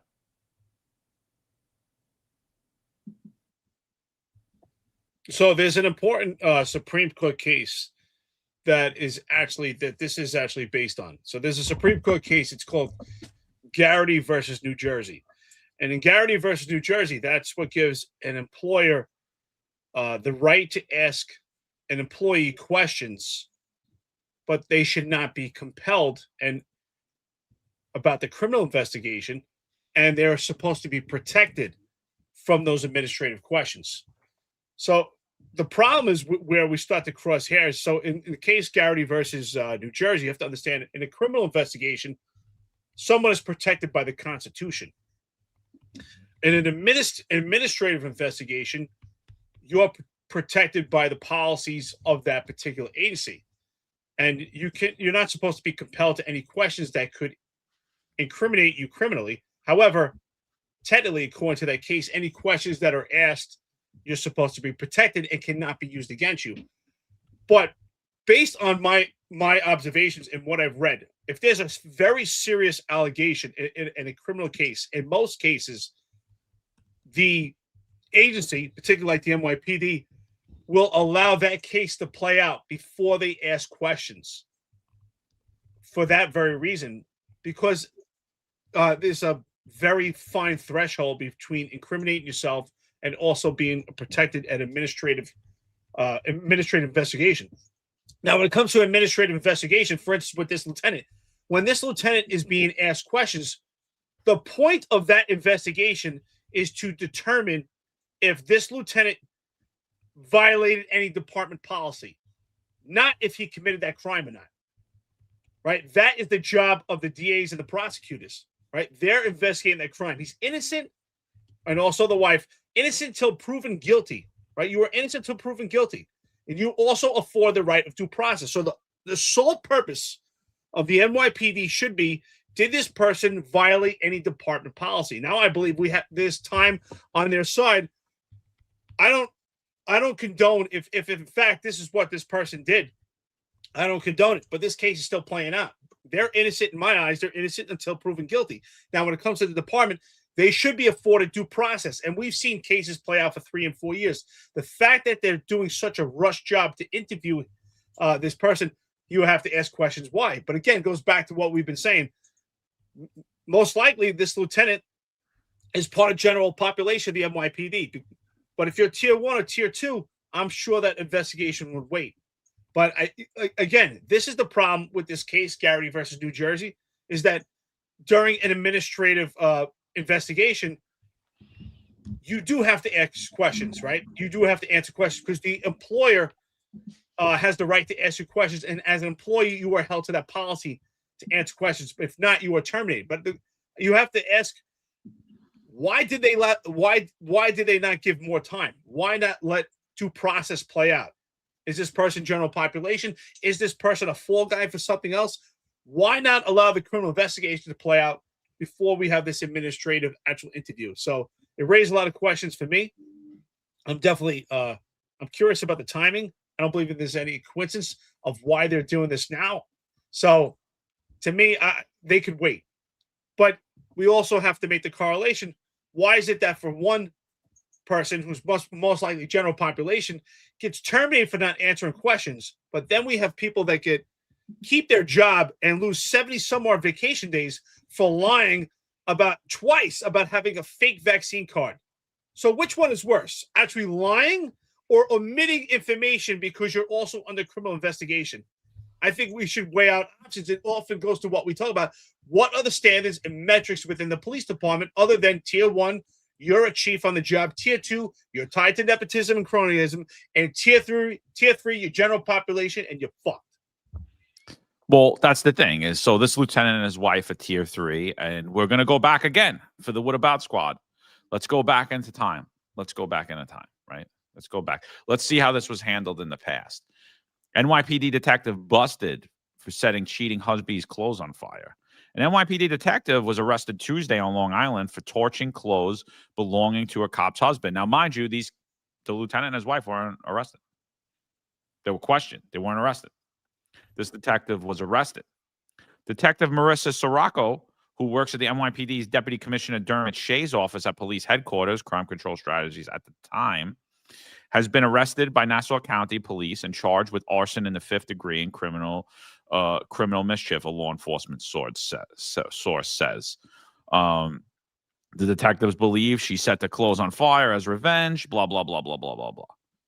Whatever.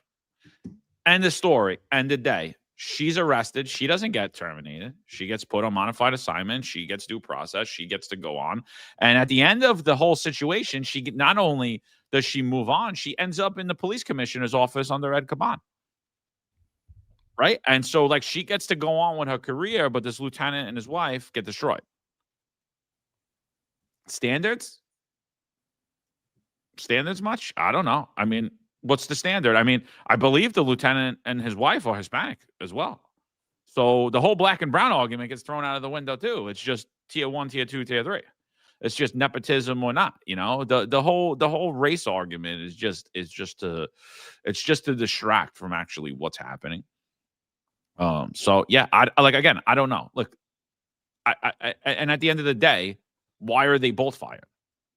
Like, you know what I mean? If one of them did, like, this should have played out in court. This should have been allowed to play out in court. They should have had due process. I don't care how it looks. I don't care what the investigators in Nassau or Suffolk or whatever say. Yeah, bro, it looks like they got fired over a phone call. Yeah, nah, they definitely did it, Mo. They definitely did it. I did my research. I've been doing this for 10 years. They definitely did it. Oh, okay, they did it. Okay, I'm gonna fire them. That's what it looks like.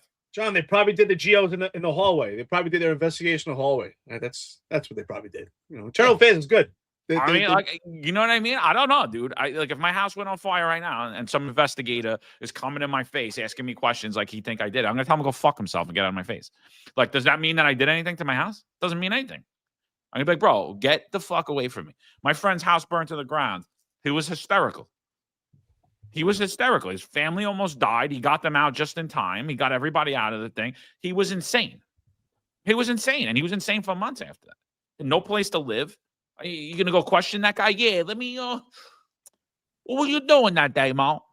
It's like, bro, get out of here before I smack you. Like, you know what I mean? Get out, go skedaddle. You know, like, who's answering that question? You don't have to answer those questions.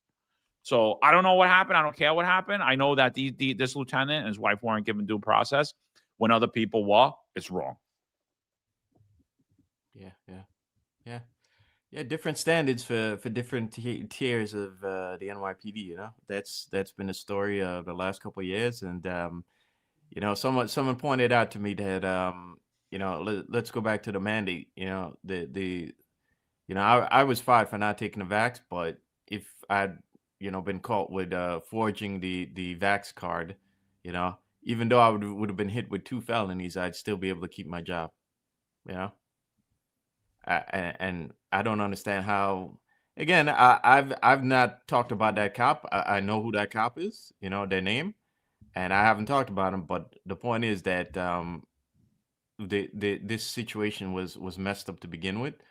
But the fact that you even put that cop in a situation for that is ridiculous, because now I don't understand how that cop is ever able to make an arrest anymore. And, you know, because think of it for a second, you know, if I'm a defense attorney, I'm going to bring that up, you know, regardless of whether I'm still going to use it for my client. Right. But it's different standards. And the NYP, one of the biggest problems right now, affecting morale, rather, is that there's different standards of discipline, and the guys on the street who actually have to do the police work, you know, they don't feel like they matter, you know, and again, and that hurts morale, and eventually that hurts the quality of the policing in general that you get in the city. And until this inequity is fixed, you'll never get the kind of NYPD that we should get. Look, that's why I brought up the case Garrity versus New Jersey, because it applies to this. But bottom line is, this is just plain stupid. The NYPD is so concerned whether this lieutenant and his wife violate department policy while he's up against some serious criminal charges. Allow that criminal investigation to play out, because you know what? Let's flip the coin. Let's talk about the 3-tiered system I always talk about. I want to show you it's legit right now. Because when Ed Caban's phone was taken from him and Jeffrey Madry was under investigation and all the potential corruption was happening at the top. And where were their GOs? Were they getting interviewed while their phones were taken? While we had numerous people in the upper echelon that had their phones taken from the FBI? Were they interviewed by the NYPD to figure out if they violated department policy during that time? No.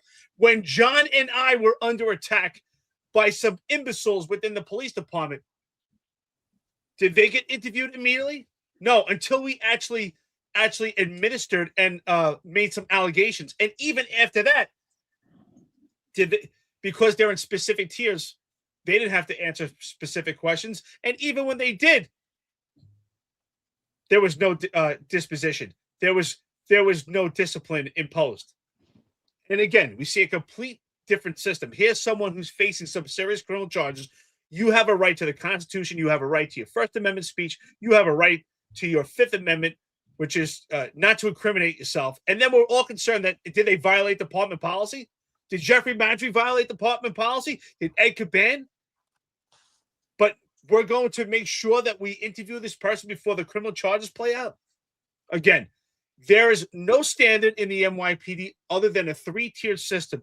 2 people could do the exact same thing, but one person has the right connections and they're going to fly and soar like an eagle, and the other person's general population, and they're going to be ran over like that bus can't go any faster.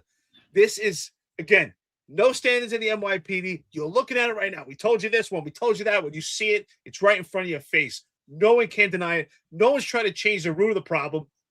And the root of the problem is this tier system with the NYPD. And with Jessica Tisch, who's a nepotism baby herself. Her whole career is based on cronyism. Nothing's changing. It's only getting worse.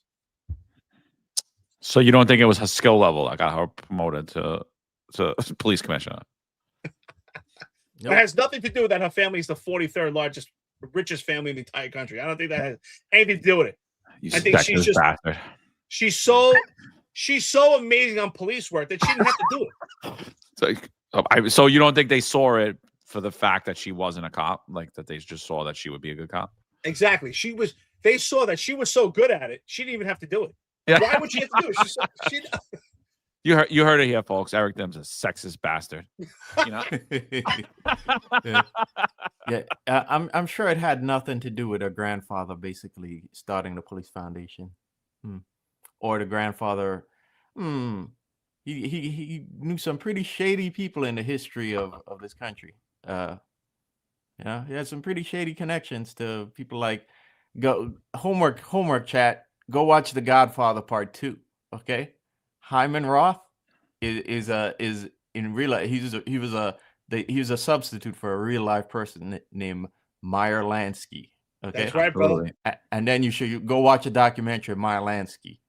Would you believe that you can draw a connection between Tish's family and Meyer Lansky and all that? Would you believe that?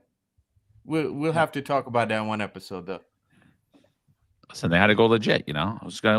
I wanted for you to be Senator Corleone, you know. do you think Jessica Tish ever walked a foot post? Never walked it. You know. I know for a fact Jessica Tish never did a New Year's Eve standing out there, starting at 11 a.m. in the morning, going out there. And don't worry, everything's so good. They've hired so many people in history that they're calling people on terminal leave and asking them if they'll do New Year's. They're on terminal. They're not even on the police department. And they're like, do you want to come in and do terminal? Like, who's this? Like, they're literally calling around trying to get guys on terminal to go stand out there. It is cold one, bro. I did one. I think it was -2 at 11 o'clock in the morning. And I don't think we left till 2 o'clock. But that was a cold one, bro. I think we did 18 hours that night. That was freezing. And it was 4, 2, and 7 again. For like the 100th time in my career. Like I had that. So like it's a priority post. You're out like that entire time, especially when you're the boss. Forget about it. Like that thing's a mess, dude. Especially a tier 3 lower down boss, like you're freezing your ass off. I think Sleepy Joe, what's up, brother? Has the comment of the day.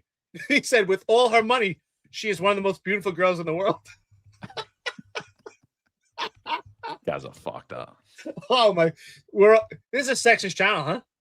Yeah, but so and then on the other note, like that lieutenant and his wife, they got fired like 2 months ago. Like the papers just got wind of it recently, so this isn't like a new occurrence that happened. If people are asking if they're over 20 years, they keep their pension, but they have no good guy letter. They don't get a retired ID card. They don't get to keep their guns. So it's like a real slap in the face, but they can't take your pension at that point. And honestly, the way that they fired them, I mean, I don't know, man. I just think like it's crazy that they don't give people due process. It's just insane. So here's another lawsuit coming out from Serena Townsend, NYPD captain in charge of the HSI task force. Homeland Security Investigations. That's a federal task force that works directly with Homeland Security. Remember, we just recently covered them, and there was a detective that was transferred out because he was doing what his job is and giving information to the feds. That's what he did. He was a administrative guy there for them. But the captain's saying that the NYPD brass retaliated against him for reporting corrupt promotions, the lawsuit claims. So obviously this is a prestigious position. The people in there, if you look up their arrest records, if you look up their, what they've done in their career, first graders, second graders, and third graders on their way to being first graders, right? And they're people that have really put the work in. They did earn it, right? And they're not DEI, and they're ethnic. They're made up of all ethnicities. It really doesn't matter if you're black, if you're Puerto Rican, if you're Italian, if you're Irish, if you're gay, if you're female. It doesn't matter. It's like, all right, you have shown the NYPD that you are about standing on business and you do your job and you get promoted to a federal task force. So what was going on is they were putting people in there that really shouldn't be in there. They probably shouldn't even be in the detective squad. They probably should be in Sector Adam learning the job, right? And that is a fact. It's a fact. I know for a fact that was going on in there. I don't know that the captain's claims are true. I didn't read the entire complaint, so I don't know if he named people specifically, but I know specifically for a fact there were unqualified people being put in there directly from Kaz and Madry, and they were untouchable, and they had no business being in there, and they weren't even holding their weight while they were in there. Because, there's a couple of things, right? Like, you could put somebody in a position out of nepotism, right? You could put someone in there, and it'd be like, you know what? The guy's actually really good at his job, and he could do it. Or you could put someone in there, and they actually suck at the job, and you're like, why the hell is this person in here? Not only did they not belong to be there, but they can't keep up. Like, they shouldn't be here. So Captain's saying when he spoke out about it, he was absolutely retaliated against. And I mean, does anyone not believe that? Yeah, this is a massive problem in the job. Massive problem. Yeah, I've seen it in like the JTTF too. You think such a high profile unit would get like experienced investigators, but no, they're all getting like nepo babies. Yeah, and it's all over intel as well. Instead of getting guys who are like great investigators, they get a lot of guys who are connected. So it's unfortunate, and it degrades the quality of the police force. And we talked about it about IB too. IB should exist. They serve a function in the department. But unfortunately, the IB is staffed with a lot of guys who couldn't find a collar if the guy ran up to them in handcuffs. And I've seen that firsthand. Luckily, in the case that I mentioned many episodes ago, there was an actual detective there who did his job, and he realized I was right. But had that investigator been like a lot of the other people in IB, including that idiot lieutenant who was there and told me, you're gonna have to get something for this, moron. I wish I could. In fact, I wish I could run his collars now, because I'm pretty sure he probably has just the amount as Tariq or those other buffoons. But the point is that the NYPD keeps staffing these units with people who aren't cops, people who are empty suits and people who don't know what they're doing, and ultimately it degrades the quality of those units, and it's embarrassing, especially on a task force that's also staffed with federal investigators. Well, on a task force like this, it's considered prestigious, something that you have to really strive for within the police department and be extremely experienced, have expertise, especially the fact that you're working with the federal agency, so you're pretty much a representative of the NYPD because you're working with another agency. What I find is funny, this is so outrageous that it has to be true, right? So in this article, it says this. I'm going to read it word for word. It says, during one of those interviews, a federal supervisor asked an NYPD detective if she had experience with wires, a reference to wiretaps used in drug investigations, according to the lawsuit. You ready for this? The detective was so inexperienced, she mistakenly thought the supervisor was referencing a money transfer and responded that she had experience with them as her time as a bank teller, the suit states. So keep that in mind. I mean, if this is true, this is the kind of people that were put into this prestigious unit that don't even know. I mean, it's so outlandish. It sounds so crazy that it's probably true, right? That she doesn't understand what a wiretap is, thinking that it's a bank transfer, a bank wire, and she has experience as a bank teller. I mean, if that, and who knows what the qualifications are the majority of the people that went there. But we know one thing: nepotism and cronyism lives within the NYPD, and especially in this administration. And again, Tier 1, Tier 2, and Tier 3. All these people were part of Tier 2 put into this unit with zero qualifications. So what happens when you have dangerous people at the top of the upper echelon? And then you ask, why does the job suck? The job sucks because the job is run by inadequate, incompetent people, such as former chief of department Jeffrey Madry and that other retard, that other moron, Kaz Daughtry. We have Kaz Daughtry, elevated by rocket fuel, lacking the experience to be in that position to assign people. We're talking about someone that didn't have experience as a supervisor, putting people with special qualifications into a unit. I mean, this is damning. You could destroy an entire unit. Just think about the casework that has to be done working as federal partners, the federal partners along with the NYPD. And also in this unit, you also get credentials for both. So we're giving someone credentials that doesn't have the experience. I mean, honestly, that just shows how much power was given to Kaz Daughtry within the NYPD to make these moves. It shows you exactly, Stephen, as you say here, brother, it starts at the top. And most of the perils, I would say a majority of the perils in the NYPD, it was the go-to policing, but no longer because of things like this. It's because of who's at the top. So when you say the job sucks, the job's dead, the job this, the job that, you're talking about people that run the job. If you had the right people run the job could be much better. Even with the outside external factors such as CCRB, such as the public, the rhetoric, the legislation, if you had a strong core within the NYPD and strong leadership, it'd be a far better job.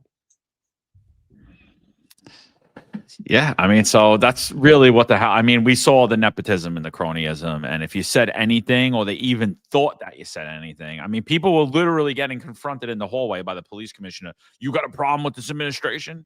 They were getting confronted by Kaz Daughtry in elevator. You got a problem with this administration? Why? Because they liked the comment that I said online. Like, it's insane. Like, it's not even normal. So imagine when you were actually standing on business, like, hey, look, this is a problem. You know, your decision here is not a good decision. Could you imagine what the backlash was? I mean, how many lieutenants got transferred and sent across the city because they spoke on what happened. They said what happened. Like, this guy, make sure you watch what you're doing, because there's a new guy who just got promoted, and if you don't salute him, he's gonna. So make sure you're familiar with everybody that's out there. So I mean, I don't not believe any of it. You know what I mean? And I know a lot of people that worked under the captain, Brian Nyhus, and they all say that he's a good guy. Said he's a quirky guy, but they said he got done dirty, and that he definitely got the receipts on what happened. And it is what it is. So we'll see. It's just another lawsuit that came out. Everybody in the chat's getting on their New Year's, which is the coldest one. JFF says 96, 97 coldest. I think Pat Donahue said 06 was the coldest. 05 into 06 was the coldest. I wasn't there in 97. I was there in 05 and 06. But I'm telling you, I'm pretty sure, and I could be wrong about it, but I'm pretty sure, I think it was 2018 that was the cold. Like, that it was brutal, bro. And I think it was like a record-breaking year in New York City weather. I think that one was the coldest for me. They're doing all the tricks, standing on cardboard, or like all that stuff they tell you to do. It's just all I remember is going home that night, and I just slept on my hands because they were so cold, and I was so layered. That was a brutal night. I was watching girls come out of the club, and their legs, like, you could see their legs, like their legs were exposed. You could see like the wind ripping like red marks onto their legs because it was so cold. One girl was walking with a pair of heels. I'll never forget this. She's walking. She's got her heels on, her legs again. You could see like the skin ripping off because it's so cold. And she just turns, boom, snaps her ankle right there, breaks her ankle. It was so cold. I don't mean to laugh at it, but it was insane. And I was like, why the hell do people come here in this weather? Like, but yeah. Any New Year stories before we start to wrap up, read the super chats? Yeah, I think around 06, December 06 was pretty cold too. I wasn't on the job yet, but I was a cadet, and the real time was over there, and they told me to come by, and I went there. I was like, holy shit, this is gonna be cold. I better get used to this. I'm gonna be here in a year, I used to wear the baklava, dude. Like I don't know if you guys wore that. I wore that. Oh, no, I always wore that. And I wore the Russian hat, dude. And everybody would make fun of me. And I'm like, baklava, baby. I was like, I don't give two craps, bro. I would wear the baklava and I would wear that Russian hat with with the whatever that hat is. Looks like a pilot hat. I didn't give two shits. I was like, I'm not out here to impress nobody. Yeah. Dude, I love that hat on patrol. That was my hat. Yeah, me too, bro. I always wore that thing. Dude, I wrapped a scarf around. I had one of those military scarves. Used to wrap that thing around and put it under my collar. Oh, yeah, absolutely. Yeah. I don't know why people want to work New Year's. First of all, half those people are standing in diapers because they're there all night. They can't even get out to use the bathroom. It stinks. They're pissing right there, or they're wearing diapers. I mean, it's nasty. Honestly, I get it. You want to do it once in your life, but I don't know. You want to wear a diaper? I guess if you're into that. So I'm hearing that there's threats that if you walk anybody up, you're gonna like to the ball. Yeah, I heard that too. I got that top. You're gonna get transferred, and I think that happened after the New Year's detail. But it's sick to me because it's like, so Tish is allowed, and all these executives are allowed to have their families sit in the bleachers, get escorted everywhere, and then they're telling cops, well, if you do what I do, we're gonna crush you. And to me, I think it's sick. I like if I know someone wasn't a threat, I don't care what I'm a bus driver. I'm here with my kids. Yeah, I'll take you through. I'm a fireman. Yeah, I don't care. I'll take you through. If I knew you weren't a threat, I let you go. Yeah. If you were some scumbag news reporter or like some celebrity and you thought I was like, yeah, nah, bro, it's box closed. You know who I am? I'm like, yeah, nah, bro, I don't know. John, they should give every family member. Every family member should get one of those lanyards with a card, and it will say what tier they're in. Like tier 3. Oh, sorry, no, you can't come in here. Oh, yeah. Tier 2. Yeah, you can come in. You can come in. That's what it is. Oh, tier 1. Oh, yeah, your family's with Tish. Yeah, you can come in. Tier 3, general population. Sorry, no, you guys, go head out to the precinct. Yeah. It's a tiered system on everything. That's the bottom line. I got that message too. Everybody was sending that message that nobody can come in. Oh yeah. But Jesse and Tish's family, they're not going to be there. Okay. Right. I like it. Yeah. By the way, talk about what was the worst, coldest day. I don't know about. I came on the job in January 2004, but I do remember 96 when I was a kid. I remember that was the huge snowstorm, ice storm. You remember? I was actually ice skating in the street. So that was probably the worst one. Yeah. That was the first time I could recall in the early days where like they closed school, and I think it was closed for like 2 days. We had literally like a mountain of snow when after the snow trucks and the plows and all that would plow the snow. There's like a mountain of snow on the by the sidewalk. But that was a legendary snowstorm. I don't think we've ever seen anything close to that since. I got a couple of messages because I did a video after I was done shoveling. And people like, you got to shovel one time and you get angry and you start dropping videos. Like, you kidding me? And I'm like, I just want to make something clear. I've been living in Florida for the last 3 years and I've shoveled every year. I'm sick of it. But like it really bothers me, dude. I'm like, I was thinking about it. I'm like, we imported all of these young, healthy males. They sit on their ass. They get everything for free. They get money. They get hotel rooms. They get food. They get healthcare. Put them to work at least. You want to live in this hotel room? Yeah.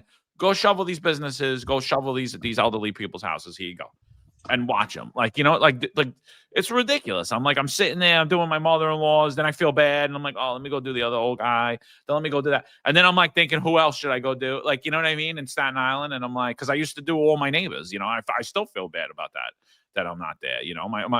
My tenant that's one of my tenants that's there now. Like he does it, but he's busy. He works all the time, So it's like it's hard. But I used to do all that stuff, and now like no one's there to do it for them, and I feel terrible. But like, and then I start thinking about it. I'm like, well, why do they have to do it?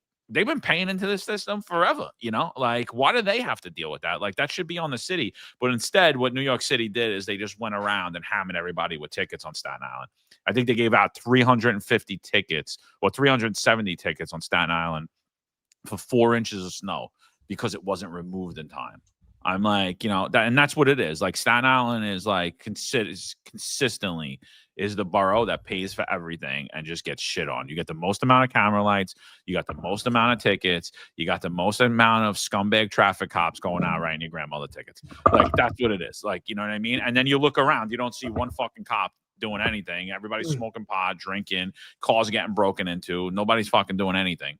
And it's amazing. It's amazing. I gotta ask you guys, how in the commands that you worked in throughout your career, how was your commanders when it came to snow days? Because I had some commanders that when it was snow days, especially working in the Bronx, there are some people come from way upstate. They literally can't even get out of their driveways, but they had to come in. Like they wanted all hands on deck. I had guys, I never forget, I think I had a lieutenant. He knows what I'm talking about, a fellow lieutenant. This guy couldn't even get out of his house, and he showed me pictures. It took him all night. He worked. It was a midnight shift. I think the midnight shift. I forgot what time it ends. Like 7 in the morning. He must have got there like 5 minutes before 7. They made him come in. He literally came in, had to shovel his car back out to go home. I just think they got to come up with a better system. There were guys coming in.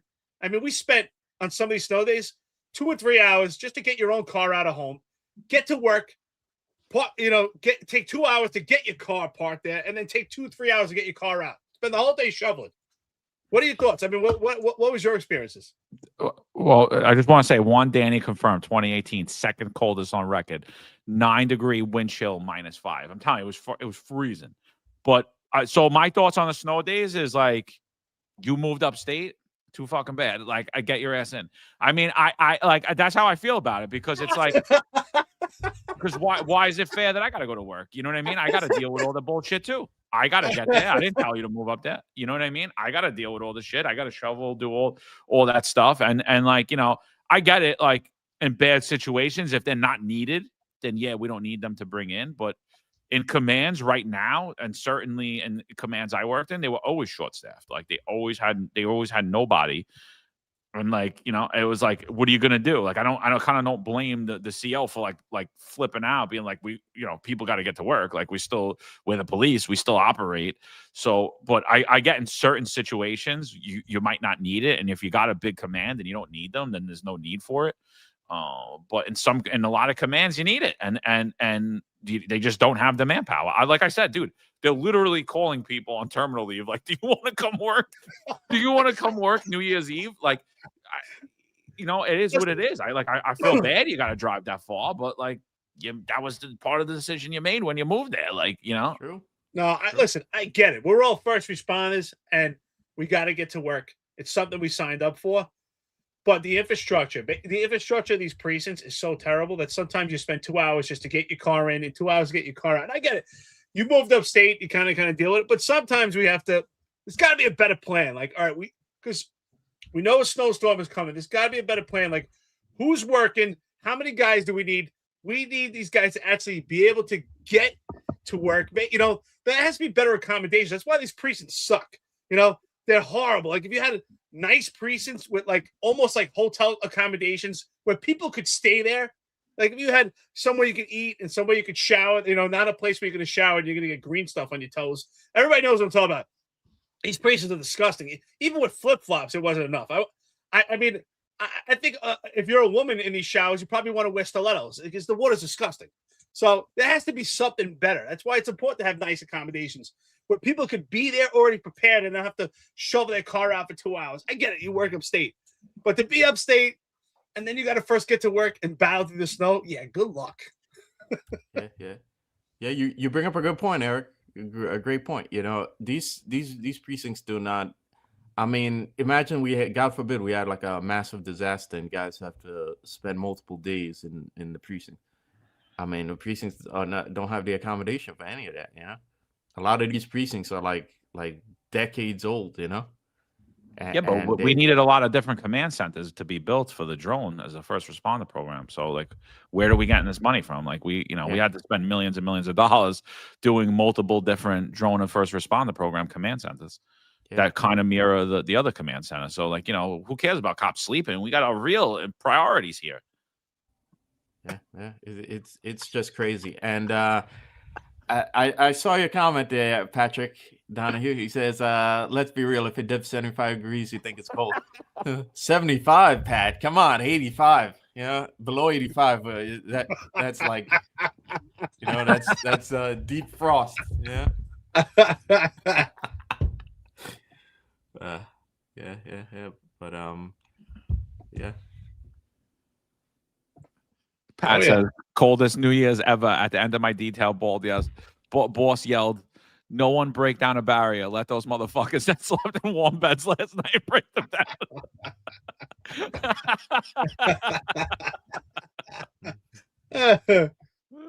Listen, I never mind. Listen, it's snow days. I always made it, but I always lived in the city. I was in the city. I either lived in Staten Island, I lived in the Bronx, I lived in Brooklyn, I lived in Queens. So I always made it. You know, I planned for the worst, but I did have one year, man. I was pissed off. I had this beautiful Dodge Challenger I had, and one day I had snow. I shoveled everything out. I was in the Bronx, and I had some real bad black ice. And everybody knows if you have a Challenger, it's rear wheel drive. And I was trying to pull out, and man, I totally hydroplaned and ended up hitting a wooden pole and smacked up the back of my car. I was so pissed.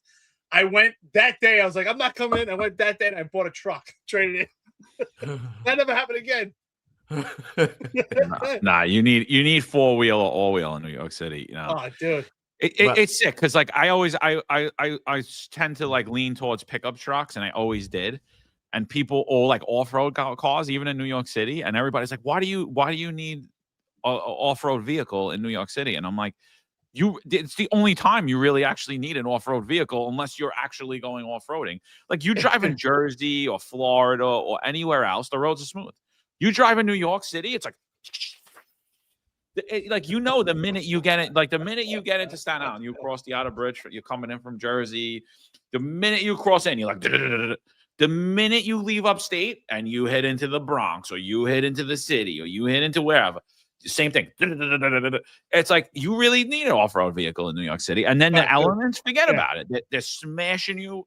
They're smashing you in with the everyone's like, oh, I love the snow. It's so beautiful. I'm like, yeah, that's nice now that I'm retired and I don't got to get up at fucking 3 or 4 in the morning and go to work and shovel out my car and do all that stuff. Like, yeah, it's nice now, but when you're going to work and you got to be places, it ain't nice. It ain't fun, you know? And then you get stuck somewhere, you do 18 hours and you come home and nothing's shoveled, right? Like, because who's shoveling it? You do your whole neighborhood and everything's iced over. And you're like, oh my God. Like, what am I going to do? That's just 7 hours of work here right now. And I got to be back to work in 6 hours. I'll tell you what, brother Rob Lucas. Rob, what's up, man? He knows the deal. He knows. He says, when you shovel your spot in the Bronx, you have to put an empty garbage can to hold your spot. Speaking of, I was living up in Pelham Bay, and one time, exactly that, I put a garbage pail, but you know what happens after that? Nobody has any place to put their snow, so they just bury your shit. You know, and my garbage can is buried. So yeah, it was fun. You know, and then the streets of the Bronx, some of them are just some of them are wide, but up in Pelham Bay and Thrive, the streets are so narrow, like there's nowhere to put the snow. So you shovel your snow out, you throw it on someone else's pile, they throw it on your pile. It sucks. You know, and with a Challenger, forget about it. I love my Challenger. Thing was a beast, but in the snow, give me that damn truck. You know what I always wanted to do, and I never tried it, but I want to try it. You know those garage heaters that they heat up everything? Uh-huh. Like they heat up the garage and like they're like electric, but they throw out like almost like a flame. I always wanted to just try that, like see if that'll melt the snow. Like just walk with it and they got those at the gun range. Those the ones at the range are pretty good. You know what I mean? Like make a snow blower where you like just kind of push in that flame and melting it. Because the snow blower, dude, I first of all, I hate the snow blower. You got to deal with it, all the maintenance on it. Yeah. And then like when it's 4 inches, what are you using a snow blower for? Like it's snow blower is good when you got 12 inches of snow. Other than that, it's useless. And even that, you still got to scrape all the snow. It doesn't like really clear the snow. And then you're just causing a problem somewhere else with the snow. Yeah. So it's like, where's the kids today?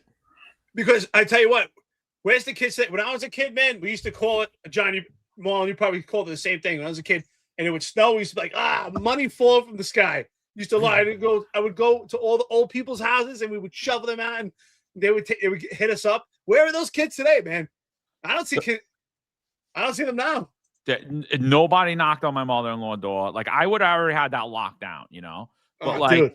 I had no problem doing snow. But when kids came around, I think the last time someone came around in my neighborhood, it was like 2016.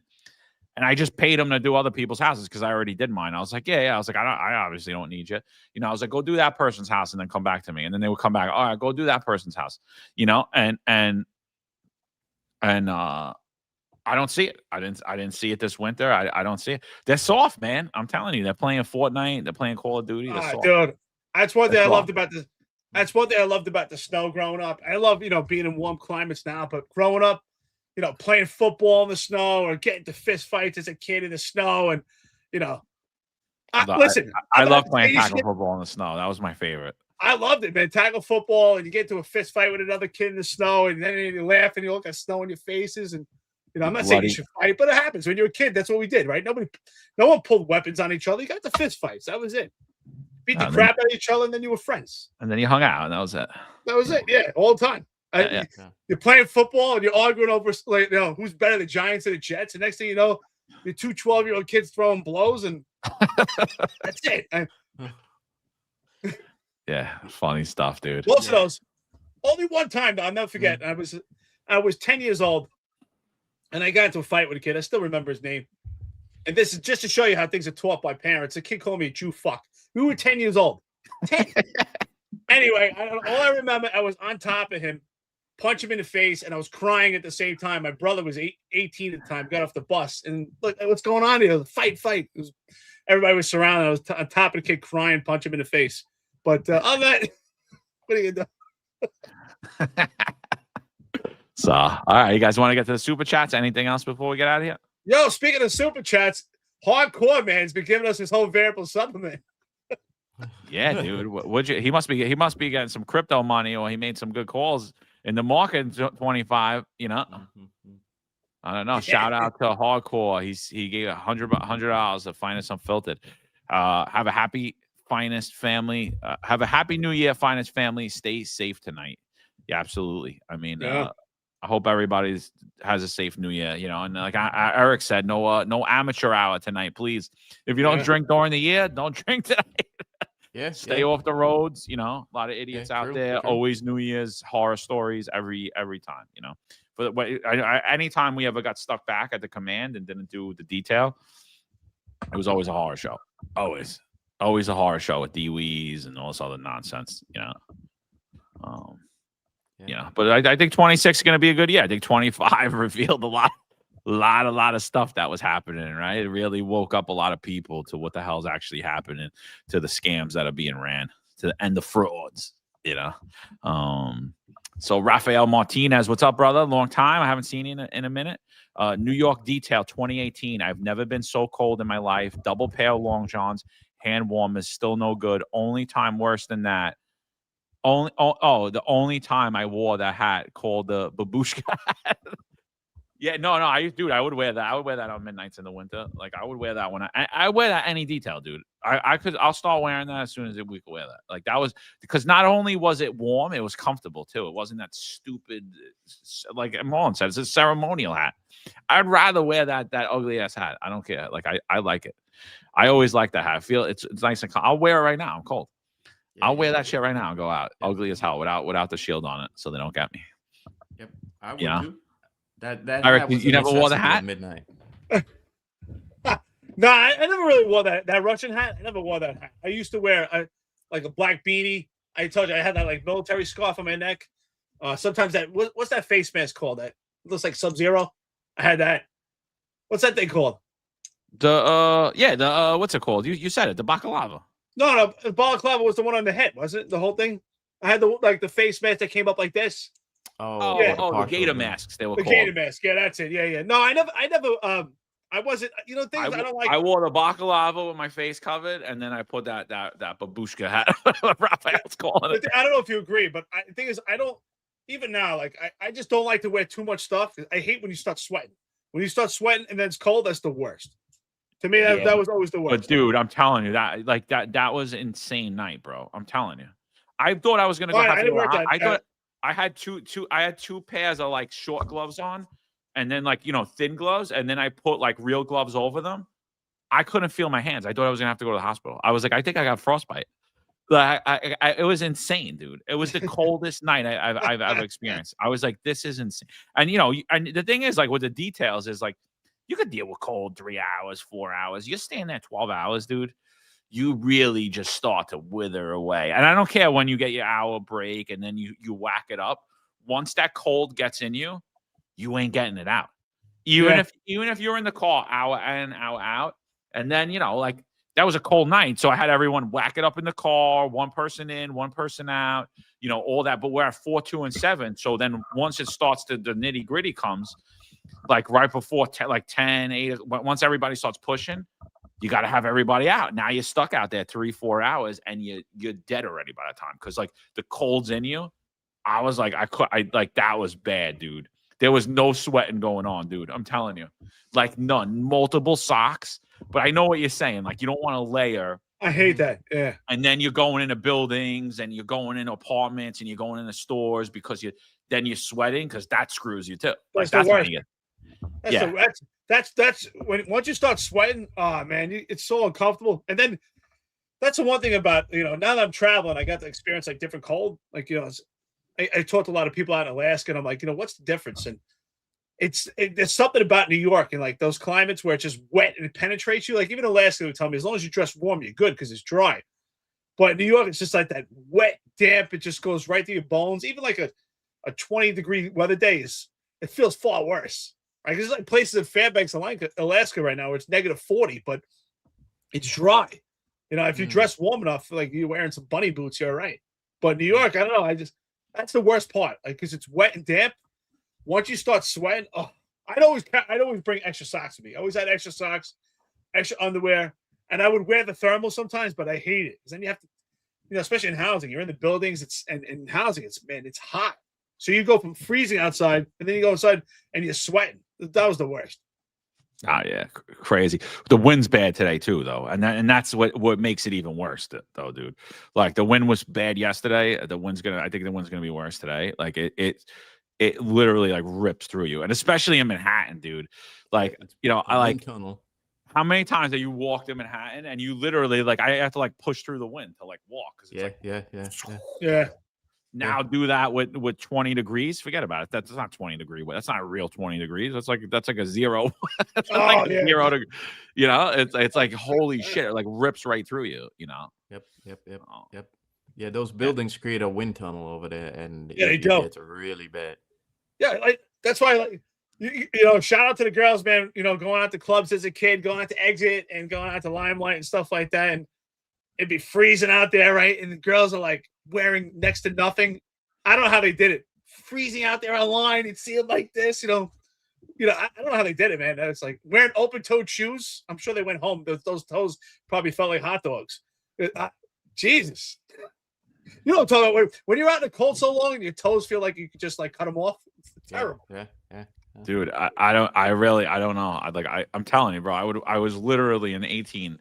I was watching girls' skin rip off of them. It was the craziest thing. I was like, yo, what are you out of your mind? Get out of here. Nuts. I don't even do people still go to clubs like that anymore? I don't know. It's been a long time. They don't have like real like like breakdancing's not really a thing anymore. Like they don't have. I mean, a little bit. It's just a small culture. I don't think it's as big as like dance clubs are as big. They're more like lounges, bars. I miss the clubs. I would probably go to one right now. I still as much as I avoid people at all costs. Like I always liked like a good club, good music. You get a good vibe, you get a good DJ. It's it'll keep the peace for the night. But I used to go to I actually went to a lot of raves as a kid. I remember actually when we were living in Staten Island, we drove to a rave in the Bronx. I'll never forget. It was some building. I think it was like in the 4th floor or something. It was like some rave over there. I don't know why we went, but we went, and there was like a spot with abandoned buildings. And I remember we asked, I know we were young. I wasn't even 21 yet. I asked some bum over there to watch our beer for us, and we hooked them up. All I know is we came out, it was gone. Yeah, unbelievable. Yeah. So, all right. Yeah. Jason says 2026, shave that fucking beard, John. I don't know. Look, if I ever decide to run for office, I'll shave it. But right now, I kind of like it. I think it makes me look sophisticated. I might even start wearing my glasses soon. Who knows? Yeah, you know what's scary, bro? I didn't even realize. Like, it's creeping up on I'm me. wearing turtlenecks and glasses, dude, and a pipe. I was looking at some pictures the other day. I was looking at some pictures of Derek and stuff, and I saw some pictures of myself, and I didn't have any gray hair in my beard. I'm like, oh my God, what happened in 2 years? 2-3 years. I had like one little gray. Now it's getting all gray. So I don't know. Eventually, I might end up looking like Santa. Who knows? It's all get white. The club scene in Manhattan, just going to go back to that it's not the same anymore. I've driven through Manhattan. I think it was around May. I was there, and I said, you know what? I don't come to Manhattan like that anymore. Let me drive around and just scope out the area. So I took a drive around like Chelsea. Where did we go? We went to Chelsea, and I think we went around Union Square. And I'm like, where's everybody? It's like Where'd you go to one? Friday night, huh? You went to one? That's the big one in Chelsea. One.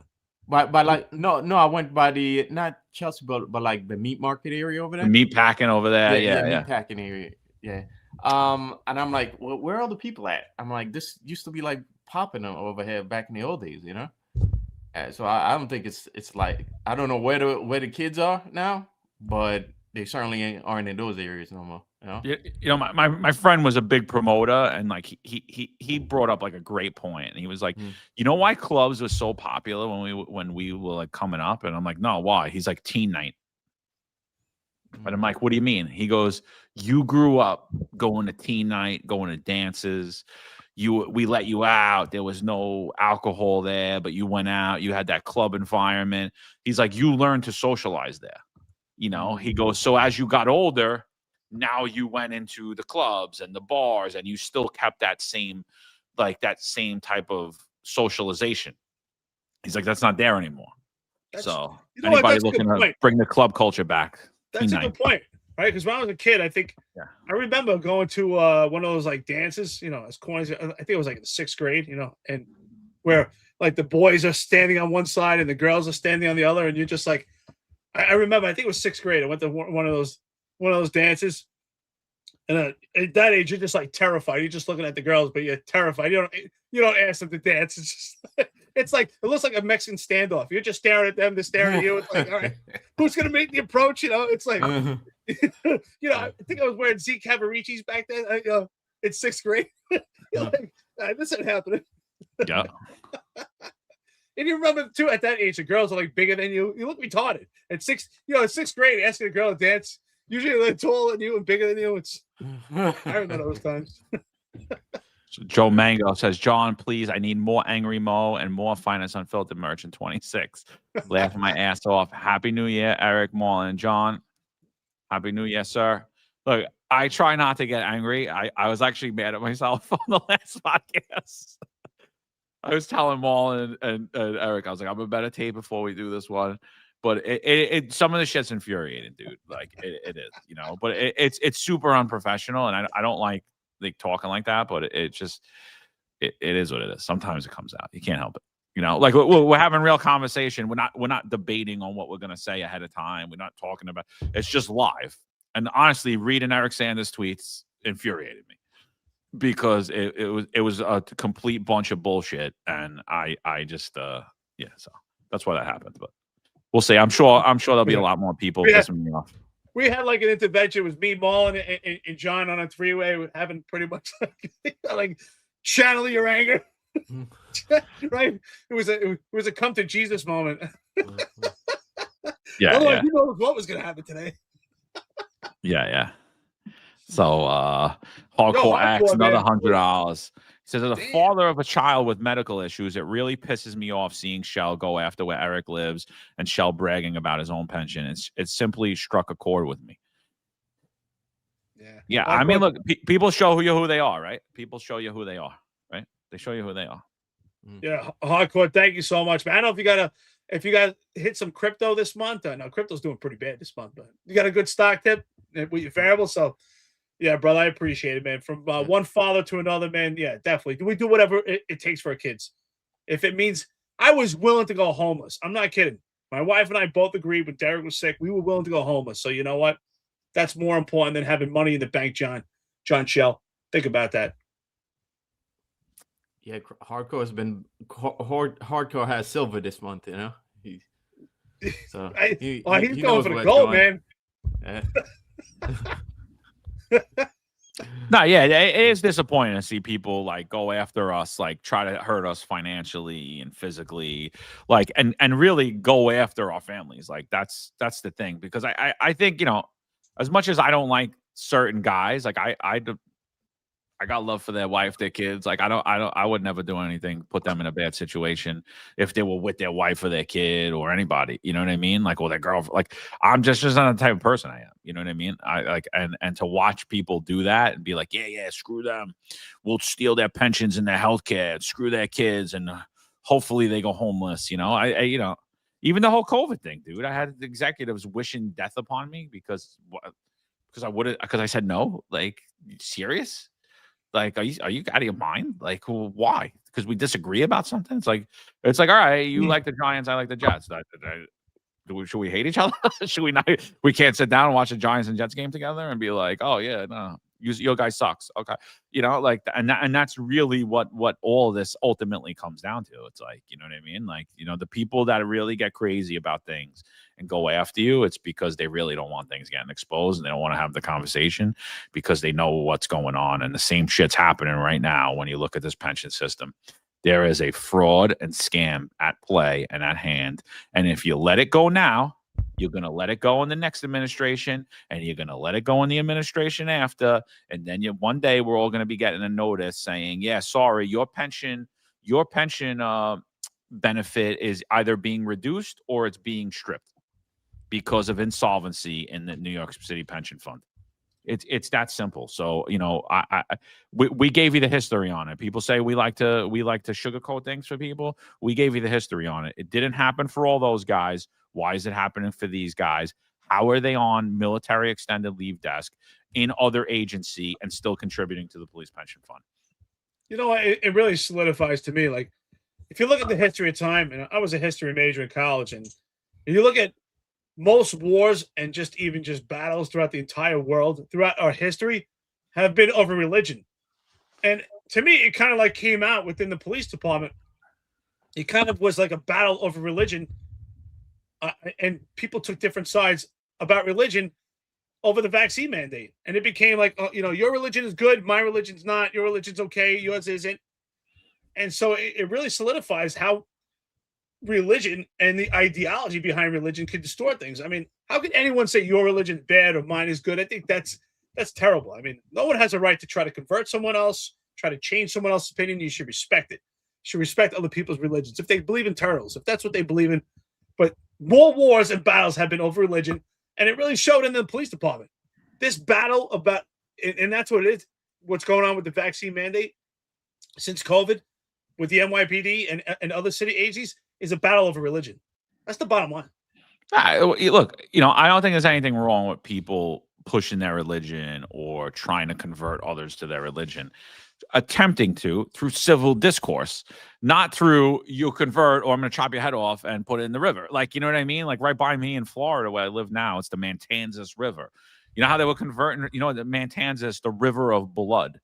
They were converting people by like, you're going to convert or we're going to, and like that's wrong. And that's basically what they're doing. They're doing like, that's what's happening. It's like, you're going to agree with this or, and that's absolutely wrong.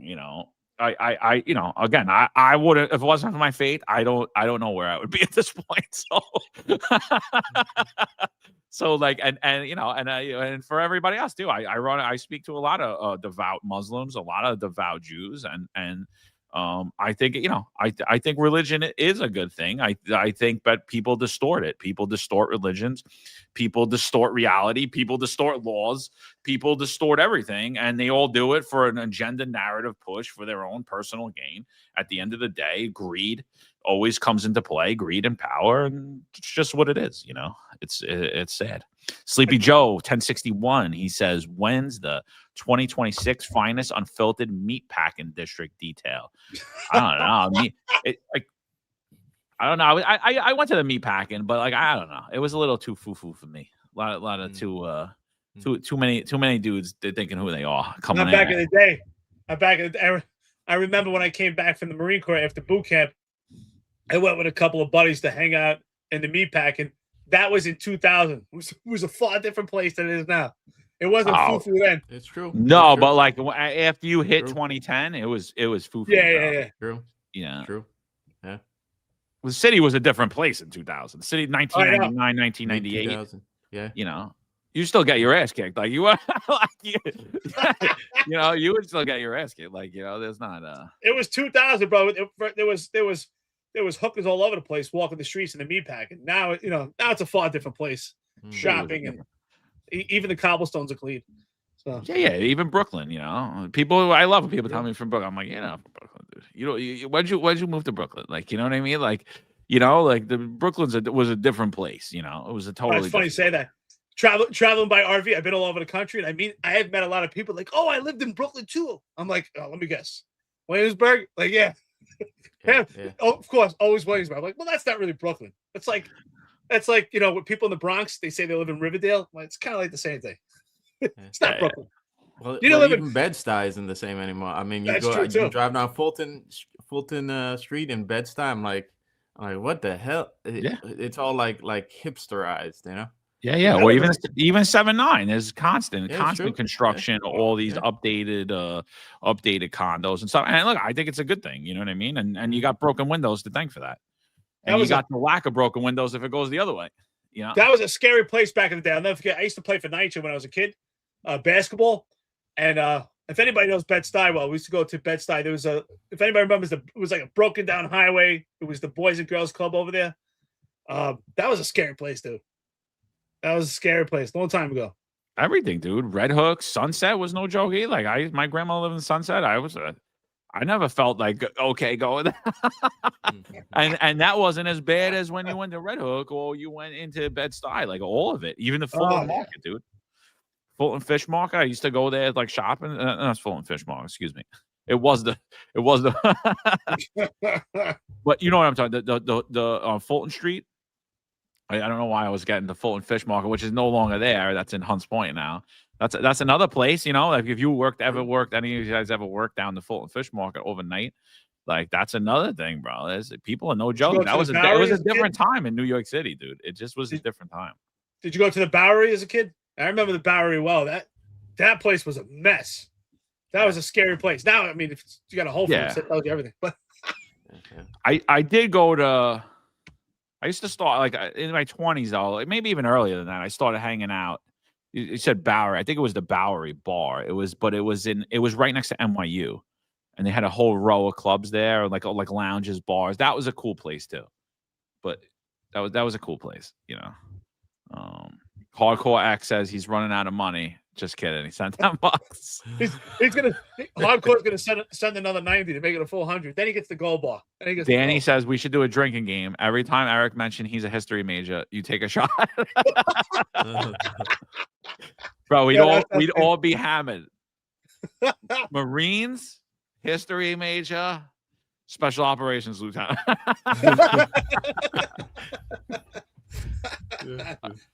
All right, I'm a little mixed up with these ones. Who do we got? Good friend Stephen S. He's at $26 for the year 2026. Stay safe and God bless. All forward boldly into 2026.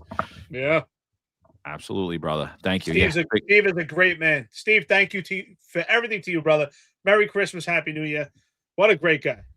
Yeah. I think we got to do something though in the winter. I think we'll do an event in South Florida, and then maybe in the summer we'll do an event in New York. I'm sick of New York. You don't want to shovel snow. You don't want to shovel snow. Yeah. You know what? And what we'll do is we'll hold an event. If any of our friends and listeners here, if you want to hold security, we'll pay you. We'll have a nice event. I'm sure we're gonna need security. Might be some jujus that want to come hang out. We could just bring it back to 1998, and that's it. Listen, I might do security. No security, let him in. Unfortunately, I'm gonna have to take part in the event, but I'd rather stand out there. I wouldn't mind standing out doing security. I'd wait for Juju to come. He ain't coming. Juju doesn't want to meet me in person. Yeah. If he does, we'll just have him kiss the, If Juju met me in person, he would just apologize. That's all. Yeah. Pat Donahue, peace, health, and mental clarity to all in 26. As the podcast tells us, the content is endless. And remember, it's always about the membership. Are we starting to sound like the DEA? Is that what it is? It's told to you back when says NIN 31191 is the new Juju or the new Jabba, aka Shell. Was Juju on here today? I thought I saw him. He was here. Yeah, he told me I went on a rant. He must be writing a book. He must be. Maybe class is starting right now. The bell must have rang. It's told to you back when says Molina scamming the pension system. Then he was the authority who comes back from who can come back from COVID. You really can't make this up, and that's the whole thing, man. It's like that's the problem right there. You're citing and this is what it is. Like not to make this about myself or Marlon or anybody, or even to bring it up COVID, but like COVID exposes the scam and exposes the fraud. You're citing rules and regulations onto why people can't come back into not only into the NYPD pension system, the police pension system, but why they can't even return to city service. And yet you're flouting all of those rules for your own personal benefit. And it's like, wait a minute, what's happening here? But don't worry, Eric Sanders said everything's okay. So you know what? That's what I say right now. If you're joining the NYPD, your goal should be not how to get to a unit, not how to get expertise. You should just be asking yourself, how do I get to tier 1? How do I get to tier 2? That's the simplest questions. If you can get to tier 1 and tier 2, you're good. Forget about a unit. Forget about learning the job. Just get to those tiers.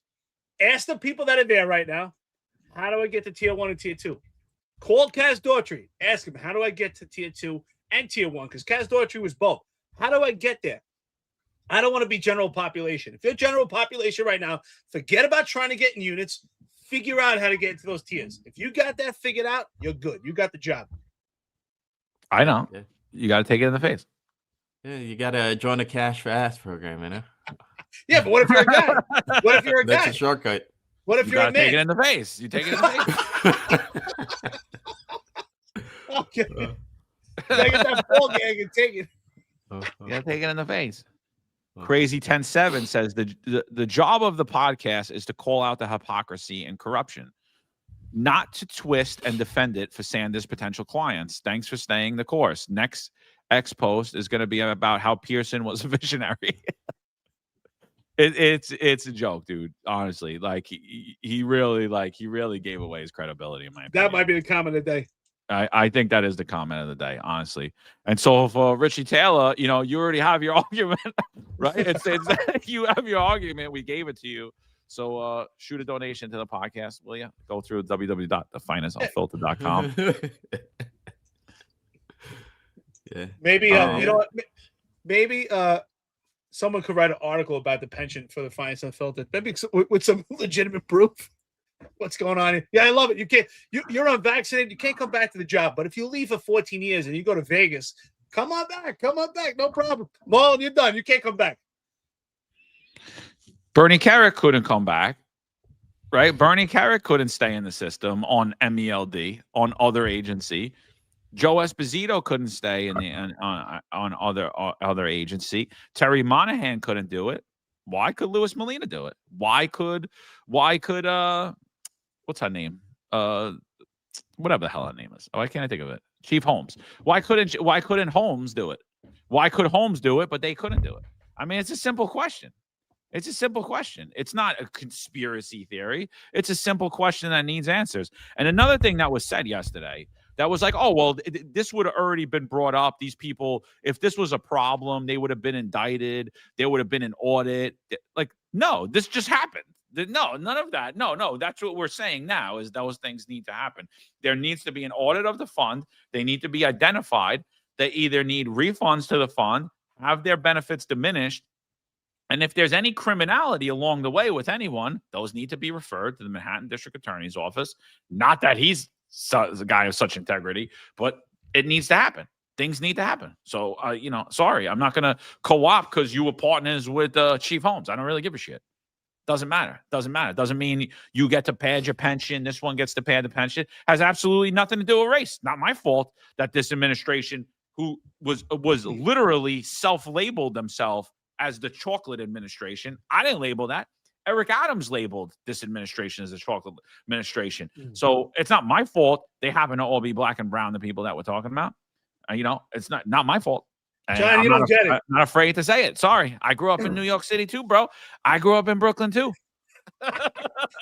John, you don't get it. For Chief Esposito, when he came on when he decided to go to OEM, 645 times 1352 didn't equal 211. But for Juanita Holmes, 645 divided by 1352 would equal 211. It's far different. Your math is a little off. That's what it is. You gotta know how to manipulate the math. If you know how to do that, you're good. And everything at the end of the day equals racism. It's all racist. It's all racist. You can't. Well, listen. You can't say anything about anyone here, right? They can do it. It's okay. It's okay. Absolutely. We can all talk right, about. So let's wrap it up. Popeye he's starting to help hardcore. Oh, here we go. Shout out to Popeye, damn it. We're gonna have to have coffee and donuts just for hardcore to give him his money back. Yeah, I think so. Yeah. So all right, peoples. All right. Look, we got 181 comments we didn't get to. Sorry, you guys are coming in hot and heavy, but have a happy, healthy new year, everybody. Prosperous 2026. We're going to keep rocking out in 26. I think it's going to be a fun, eventful year. I don't think the Mondani administration is going to be any lacking as the Adams administration was. I think the NYPD is going to be even a bigger shit show than it's been this last 4 years. And it's going to be funny to watch Shell and Tariq attempt to commentate on it too. So, we're getting a lot of hate, the more we grow, the more hate we get. Is what it is. So all right, what do you guys got? No, I got nothing. I think we covered it all. I think 2026 is gonna be even wilder. Okay, I think in a lot of ways, my conspiracy theory is that Mamdani has given the orders for Tish to start criticizing us, and that would explain her veiled comments about the podcast. And it's that they've also deputized proxies out there to go ahead and kind of fight the narrative. So I think 2026 is going to be even wild. But if you guys are going to be out there today, got to stay warm. Don't stay hungry, and just be safe out there, and stay alert. And if you're not going to be out there and you're going to be going to a party or whatnot, just get an Uber. It's not worth it. Especially you know the problems in the job, the inequity there. You're not part of tier 1. You're not an Nepo baby. You're not going to get a detail to the JFK task force with 13 years on. Okay, your daddy isn't a union president. Okay, so. Okay, protect CYA, okay, and be smart about it. But I'll see you guys next year, and Happy New Year.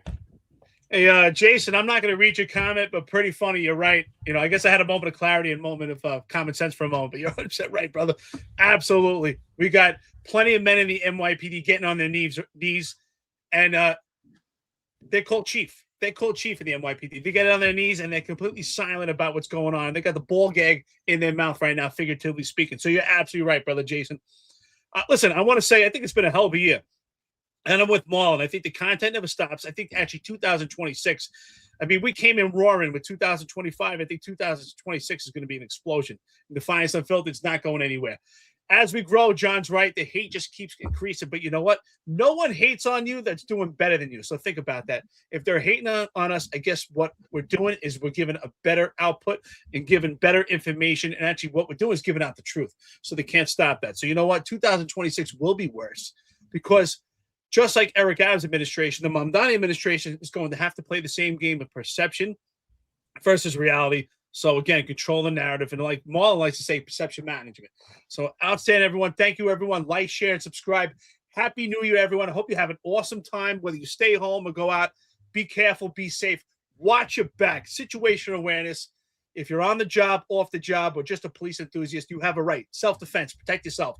Always look around, be aware of your surroundings. If you are going to drink, have a great time. Do it responsibly. We appreciate everyone for being here.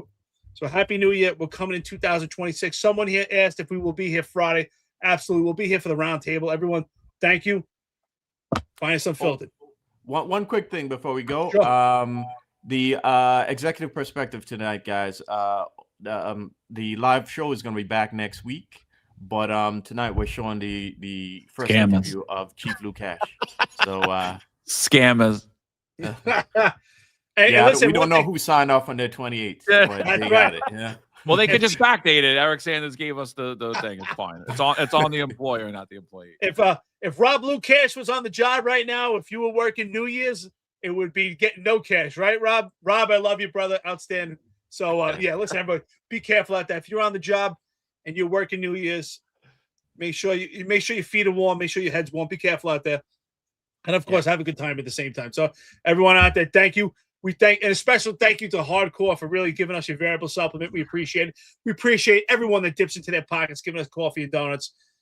Thank you to everyone that's always here watching. We appreciate it. God bless you. All right. Finance Unfiltered, people. We'll be back at you in 2026. There's a handful of retired officers that don't live in the state that have a lot to say about the dream team, as I like to call it.